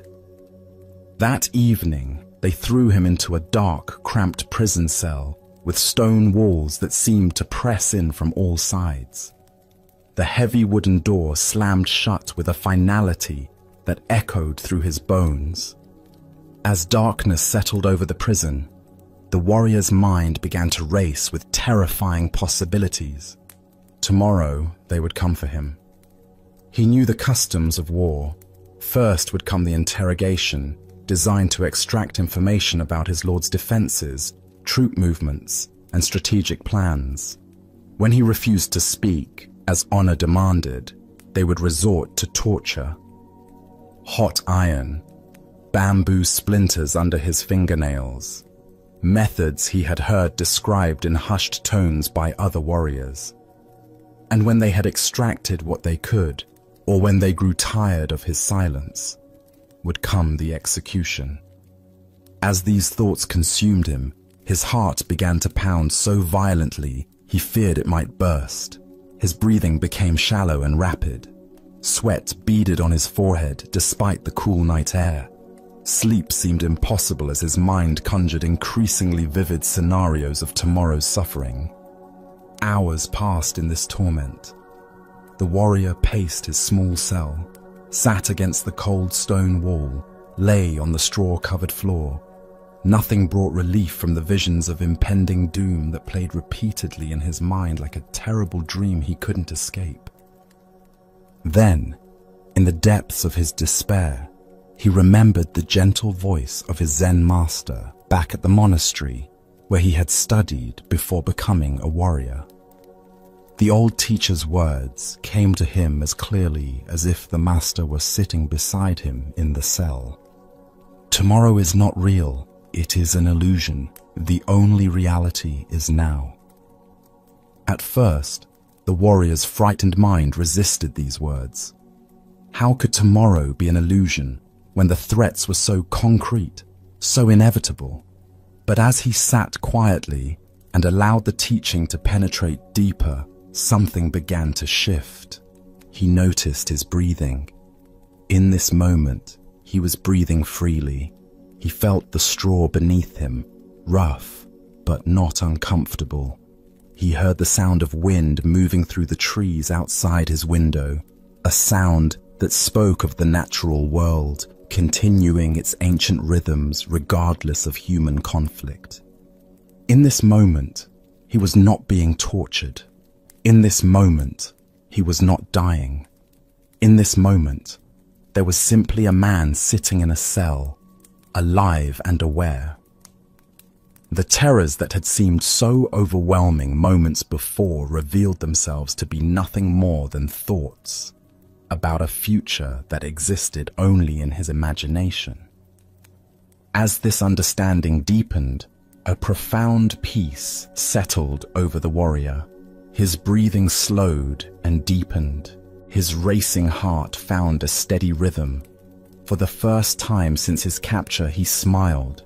The master's wisdom had freed him from a prison far more confining than the stone walls around him, the prison of anxious thoughts about tomorrow.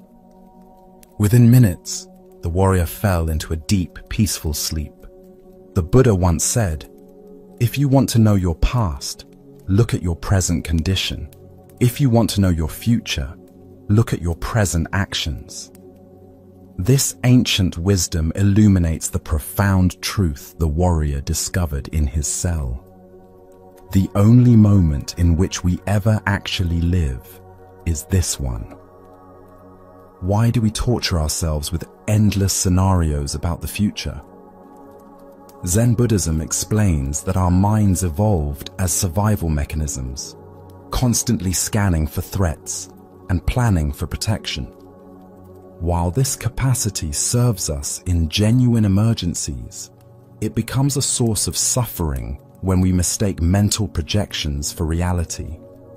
Look deeply at your own experience. How much of your anxiety stems from vivid imaginings of future scenarios that may never occur? The presentation you're worried about, the medical test results you're awaiting, the difficult conversation you need to have. These situations exist primarily in thought, not in present reality. The warrior's teaching shows us that we can acknowledge future challenges without being consumed by them. Planning and preparation have their place, but when they transform into obsessive worry, they rob us of peace and clarity. As Vietnamese Zen master Thich Nhat Hanh taught, thanks to impermanence, everything is possible. The future remains unwritten, shaped by causes and conditions we cannot fully predict or control. The worried mind assumes that current difficulties will inevitably continue or worsen, but impermanence teaches us that everything changes. The warrior in his cell could not know what the next day would actually bring. Perhaps his lord's forces would mount a rescue. Perhaps his captors would show mercy. Perhaps diplomatic negotiations would secure his release. Buddha spoke of this when he said, "The past is gone, the future is not yet here, and there is only one moment for you to live." This teaching doesn't encourage us to ignore future responsibilities or avoid reasonable planning. Instead, it invites us to recognize where our attention habitually goes and to gently guide it back to the richness of present experience. In Zen practice, we cultivate what's called beginner's mind, approaching each moment with fresh awareness rather than predetermined anxiety. When we truly inhabit the present, we often discover that it contains resources for peace and clarity that worried thinking never revealed. Consider how the warrior's shift in attention transformed his entire experience. The same cell, the same uncertain future, but by returning to present moment awareness, suffering transformed into peace. This transformation is available to us in every moment of anxiety or fear. Tonight, as you notice your mind creating stories about tomorrow's challenges, remember the captured warrior and his master's wisdom. What is actually happening right now? What simple experiences, breathing, sitting, the temperature of the air, are available to anchor you in reality rather than imagination? As the Buddha taught, do not dwell in the past, do not dream of the future, concentrate the mind on the present moment. In this teaching lies the key to the warrior's prison and our own. As we continue our journey through the wisdom of Zen Buddhism, let us explore a story about the most fundamental truth that surrounds us yet remains invisible. This is the tale of the fish and the ocean. In the vast depths of the Pacific, where sunlight filtered down through layers of blue and green, and coral gardens swayed in gentle currents, a young fish swam restlessly through familiar waters. Despite being surrounded by the wonder of ocean life, schools of silver fish moving like liquid metal, sea anemones dancing in the current, and the rhythmic pulse of waves far above, the young fish felt troubled by a persistent question. One day, approaching an ancient sea turtle whose shell bore the scars and wisdom of countless journeys, the young fish asked earnestly, "Elder, I keep hearing other sea creatures talk about something they call the ocean. They speak of it with such reverence, as if it's the most important thing in existence. But I've searched everywhere, and I cannot find this ocean anywhere. What exactly is this mysterious thing everyone talks about?" The old turtle's eyes, deep and patient like tidal pools, regarded the young fish with gentle amusement. "Little one," the turtle replied in a voice worn smooth by decades of storms and calms, "the ocean is this very thing that surrounds you on all sides at every moment." The young fish looked around frantically, darting left and right, swimming up toward the distant surface and down toward the sandy bottom. "But I don't see anything surrounding me. There's nothing here but water and fish and plants and rocks. Where is this ocean you speak of? Why can't I see it?" The turtle settled more comfortably on a bed of soft kelp, understanding that this was a teaching moment that required patience. "Of course you cannot see it, young friend," the turtle explained. "The ocean is both inside and outside of you. You were born in the ocean. You breathe the ocean. You are nourished by the ocean. And one day you will return to the ocean." The ocean flows through your gills and around your body just as naturally as your own scales cover your skin. It is so much a part of you that it has become invisible. The young fish paused, beginning to sense something vast and fundamental that had been present all along but remained unnamed. You mean this water I swim through? Is the ocean? Yes, the turtle confirmed. You have never been separate from it, not for a single moment of your existence. As the Buddha observed, all conditioned things are impermanent. Strive on with awareness. This ancient wisdom illuminates our relationship with the Tao, the fundamental flow of existence that permeates everything, yet remains largely unnoticed in our daily lives. What emerges from this story is a profound teaching about the nature of spiritual blindness. Like the fish who cannot see the ocean, we live immersed in the sacred, but fail to recognize it because it is too close, too constant, too fundamental to our existence to register as separate from ourselves. Why do we struggle to perceive the Tao, this universal flow that sustains and surrounds us? Zen Buddhism points to our habit of seeking the extraordinary while overlooking the ordinary. We imagine that spiritual truth must be dramatic, mystical, or separate from everyday experience.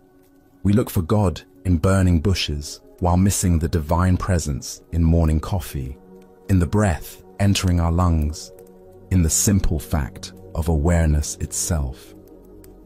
The Tao expresses itself in everything we encounter, the changing seasons, the cycles of sleep and waking, the rhythm of our heartbeat, the way thoughts arise and dissolve in consciousness. It is the organizing principle behind both the spiral of galaxies and the unfurling of fern leaves, the same pattern expressing itself at every scale of existence. Consider how often throughout your day you might glimpse this underlying flow without recognizing it. The way traffic naturally organizes itself, despite having no central controller. The way conversations find their own rhythm and timing. The way your body breathes without conscious direction. The way solutions to problems seem to emerge from somewhere beyond deliberate thinking. These are all expressions of the Tao working through apparent chaos to create spontaneous order. Zen teacher Alan Watts taught, trying to define yourself is like trying to bite your own teeth. The Tao is similar. It cannot be grasped or contained because we are expressions of it rather than separate observers of it. Every attempt to understand the Tao through conceptual thinking is like the fish trying to get outside the ocean to examine it objectively. This doesn't mean the Tao is merely a philosophical concept. It is the most practical and immediate reality. The intelligence that coordinates the trillions of cells in your body. The awareness in which all thoughts and sensations appear. The life force that animates everything from redwood trees to bacteria. In Chinese philosophy, the character for Tao literally means the way or the path. But this is not a path we walk towards some distant destination. It is the path that walks itself through us, the way reality unfolds moment by moment, without requiring our management or control. Lao Tzu wrote, "The Tao that can be spoken is not the eternal Tao." Yet here we are, using words to point towards something beyond words. This is the beautiful paradox of spiritual teaching. We must use the limited to point towards the unlimited, knowing that the finger pointing at the moon is never the moon itself.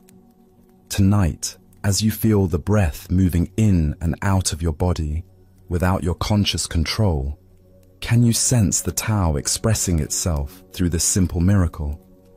Can you recognize in this automatic process the same intelligence that moves the planets and changes the seasons?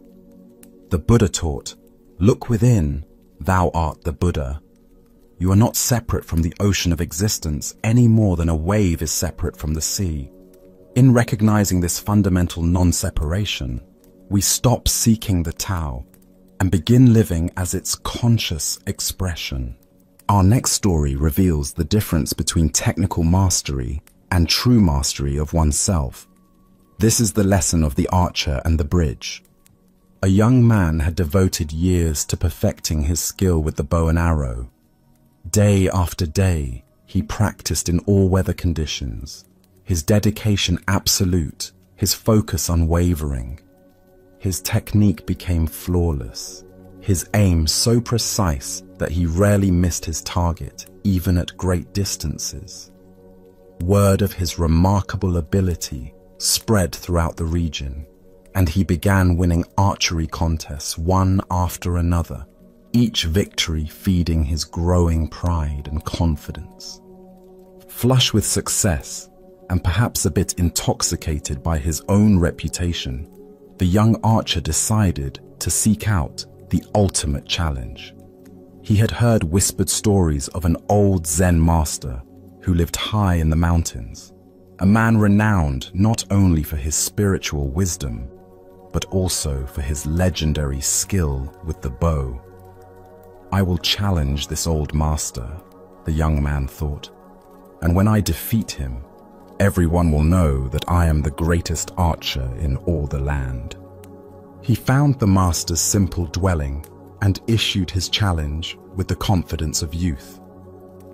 "Old man," he said, perhaps more boldly than was respectful, "I have heard of your reputation with the bow. I challenge you to demonstrate whether your skill can match mine." The master, ancient eyes twinkling with quiet amusement, simply nodded his acceptance. The young archer immediately set up his demonstration. He selected a target at a considerable distance, drew his bow with practiced precision, and let loose his arrow. It flew straight and true, striking the exact center of the bullseye with a satisfying thud. Without pausing, he notched a second arrow, drew, aimed, and fired again. This arrow split the first arrow down its center, a feat of such technical brilliance that few archers in the world could have accomplished it. The young man turned to the master with obvious satisfaction, his chest puffed with pride.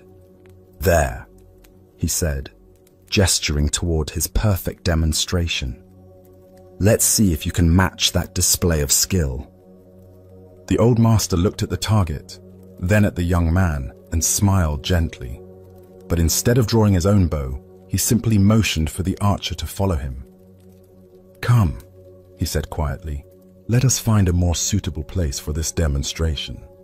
Curious about what the old man had in mind, and confident that no location could diminish his superior abilities, the young archer followed the master up a winding mountain path. They climbed higher and higher, the air growing thinner, the path more treacherous, until finally they reached a place where the mountain was split by a deep chasm. Spanning this terrifying gap was a single fallen log, weathered and narrow, that served as a bridge between the two sides. Far below, so far that the bottom disappeared into shadow, the chasm yawned like a hungry mouth. The slightest misstep would mean certain death. Without a word, the old master calmly stepped out onto this precarious bridge.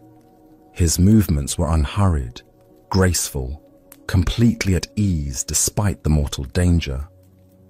When he reached the center of the log, where it sagged slightly and swayed with his weight, he paused and turned to face a distant tree on the far side of the chasm. Drawing his bow with the same casual precision he might use in his own garden, the master took aim and released his arrow. It flew across the void and struck the distant tree with a clean, direct hit. Not necessarily more accurate than the young man's shots, but accomplished under conditions that would challenge even the most seasoned warrior. The master then gracefully stepped back onto solid ground and gestured toward the log bridge. "Now it is your turn," he said simply. The young archer approached the edge of the chasm and looked down into the seemingly bottomless abyss. His mouth went dry, his palms began to sweat, and his legs trembled beneath him. The very thought of stepping onto that narrow, unstable bridge filled him with paralyzing terror. The technical skill that had made him so confident suddenly seemed irrelevant in the face of this primal fear. He tried to force himself forward, but his body refused to obey. His hands shook so violently that he couldn't even grip his bow properly, much less aim with any precision. The steady breathing and focused concentration that had served him so well in controlled conditions completely abandoned him. The master watched this struggle with compassionate understanding. "You have developed great skill with your bow," he observed gently, "but you have little skill with the mind that lets loose the shot." As the Buddha taught, the mind is everything. What you think, you become. This ancient wisdom illuminates the difference between mastery of technique and mastery of the mind that employs the technique. Why do we so often mistake technical proficiency for true mastery? Zen Buddhism points to our tendency to focus on external accomplishments while neglecting the inner development that makes those accomplishments meaningful. We perfect our skills in controlled environments, but discover our limitations when facing uncertainty, danger, or genuine challenge. The young archer had indeed achieved remarkable technical skill, but only under ideal conditions. When his environment changed, when fear entered the equation, when the stakes became real, when his sense of safety was threatened, his carefully cultivated abilities disappeared entirely. His mastery was revealed to be shallow, dependent on external circumstances rather than inner stability. Consider your own areas of expertise. How does your competence hold up under pressure? When faced with genuine stakes, unfamiliar circumstances, or emotional challenges, do your skills remain intact, or do they crumble like the young archer's confidence on the bridge? In Zen practice, we cultivate what might be called unshakable presence, the ability to remain centered and effective regardless of external conditions. This doesn't mean eliminating fear or challenge, but developing the inner stability that allows us to function skillfully even when afraid, uncertain, or under pressure. The master's demonstration wasn't about showing superior archery skills. It was about revealing the profound difference between skill that depends on perfect conditions and skill that emerges from inner mastery. His arrow didn't need to be more accurate than the young man's. It simply needed to be released from a place of genuine equanimity. Zen Master Bankei taught, "The unborn Buddha mind can handle any situation." This points to a quality of awareness that remains constant, whether we're shooting at safe targets or standing on precipices.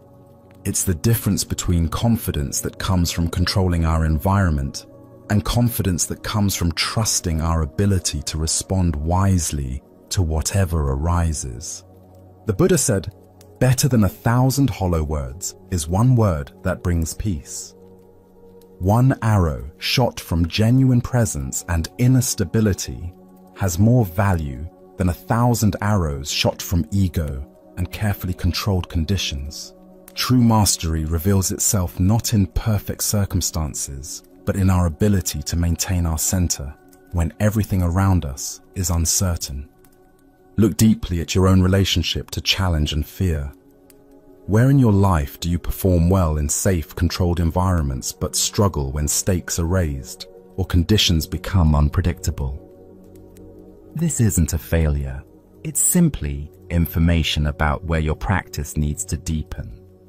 Tonight, as you consider the various skills and competencies you've developed, can you distinguish between those that depend on perfect conditions and those that remain stable under pressure?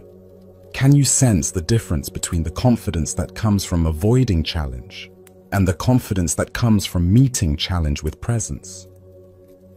Buddha's wisdom reminds us, chaos is inherent in all compounded things. Strive on with diligence. Life is the bridge over the chasm, uncertain, sometimes frightening, always requiring us to find our balance, not in the safety of solid ground, but in our ability to remain centered while walking through space. True mastery isn't about perfect aim. It's about maintaining our equilibrium, no matter where we find ourselves standing. Let us now turn to a tale about the nature of seeking and finding. This is the master sculptor's discovery. In a bustling stone quarry beneath towering mountains, a master sculptor moved among the marble blocks with the practiced eye of one who had spent decades coaxing beauty from stone. The morning sun cast golden light across the quarry, illuminating countless blocks that seemed to whisper their stories to him. "Aha!" he would say, running his weathered hands across smooth surfaces. "There is a heroic figure locked in that piece, and a saint trapped inside that other one." His reputation had grown precisely because of this gift, his ability to sense what he called the suchness of every stone, to see beyond raw material to its true nature waiting to be released. But on this morning, the sculptor's heart carried a different weight. For over 40 years, he had been searching for something special, the perfect block from which he could create his masterwork, a glorious statue of the Buddha. His energies were waning now, and still this elusive Buddha block remained hidden from him. He had traveled to great quarries around the world, consulted experts, hired specialists to scour remote areas, yet nowhere could he find that one perfect slab that would allow him to release the most perfect likeness of Buddha. Feeling the weight of his lifelong quest, the sculptor sought consolation from a local Zen priest who headed a small temple at the end of his street. The temple was modest, with a peaceful courtyard where a stone well sat, surrounded by carefully tended moss. "Master," the sculptor said, bowing deeply, "I have searched for 40 years for the perfect stone from which to carve the Buddha. My life's work remains incomplete." The priest listened with kind eyes, then smiled gently. "No problem," he said with such simplicity that the sculptor felt both confused and hopeful. "Do you mean you can tell me where I might find the perfect material from which I can release the Buddha of my dreams?" the sculptor asked, excitement rising in his voice. "Of course." "Where?" The priest raised his hand and pointed across the courtyard. "Over there," he said, indicating the stone well. The excited sculptor hurried to the well and peered down into the still, dark water. There, looking back at him with the same questioning eyes, the same lined face marked by years of searching, was his own reflection. Buddha's wisdom reminds us, if you cannot find the truth right where you are, where else do you expect to find it? The deeper teaching here shows us that what we seek most desperately often lies not in some distant place or perfect circumstance, but in the very ground of our own being. Why do we exhaust ourselves searching everywhere except within? Zen Buddhism reveals that we become so focused on the object of our search that we forget to examine the searcher. The sculptor had examined thousands of stones, traveled countless miles, yet never considered that the very consciousness doing the seeking was itself the perfect material for awakening. Consider how often throughout your day you postpone contentment, waiting for better circumstances. "I'll be happy when I get the promotion, find the right partner, when conditions are finally perfect." This is seeking the Buddha block everywhere, except in the reflection looking back at us right now. Zen master Huangpo taught, "Your everyday mind, that is the way." The sculptor's profound realization wasn't that he needed to become something different, but that he needed to recognize what he already was. The perfect material for expressing Buddha nature isn't found in external circumstances, but in the awareness that recognizes, seeks, and creates. The well represents the still point within consciousness, where seeking ends and finding begins. When we stop looking outward and peer into the depths of our own awareness, we discover that the one who seeks and the sought are the same. In Zen practice, we speak of original face, the essential nature that exists before conditioning. This original face isn't hidden in some special place. It's looking back at us from every mirror, every moment of genuine presence. Tonight, as you encounter the reflection of your own seeking mind, can you recognize the Buddha nature that has been with you all along? Perhaps it appears in your capacity for wonder, your longing for truth, or simply in the awareness that notices these very words. As the Buddha taught, look within, you are the Buddha.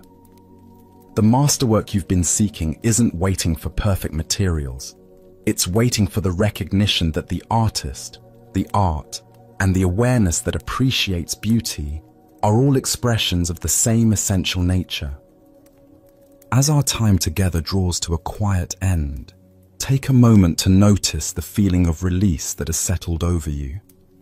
Can you feel the subtle shift from holding on to letting be?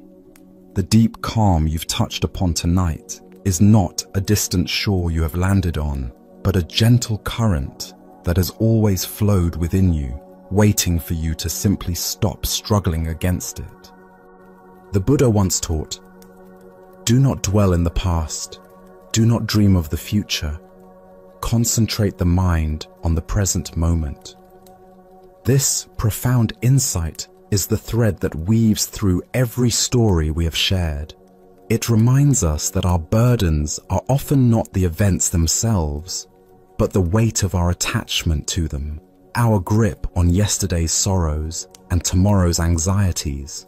Each tale was a quiet invitation to uncurl your fingers, to release what you have been carrying, and to discover the lightness that comes from inhabiting this moment, just as it is. Even if the mind wanders, as it naturally does, the understanding you have cultivated here is now a part of you, a deep well of tranquility you can return to at any time. As you prepare for deep rest, consider that these ancient narratives have not taught you a new skill, but have reminded you of an innate ability, the ability to let go. They have lit a path back to your own center, a place of profound stillness that exists beneath the surface of thought and worry. In the silence that follows my voice, simply rest in that awareness. Notice the gentle rhythm of your breath, the feeling of your body at ease, and the quiet contentment of a mind that has been given permission to be free. These teachings are not relics of the past, but living truths, as relevant today as they have ever been. Their wisdom is not found in complex ideas, but in the simple, direct experience of non-attachment. Tonight, you have felt this truth for yourself. As you drift from this tranquil awareness into sleep and then back into your waking life, carry this sense of release with you. Let it be a quiet companion, a source of strength that reminds you that you hold the key to your own peace. Thank you for joining us on this journey at Sleepy Monk. Sleep well.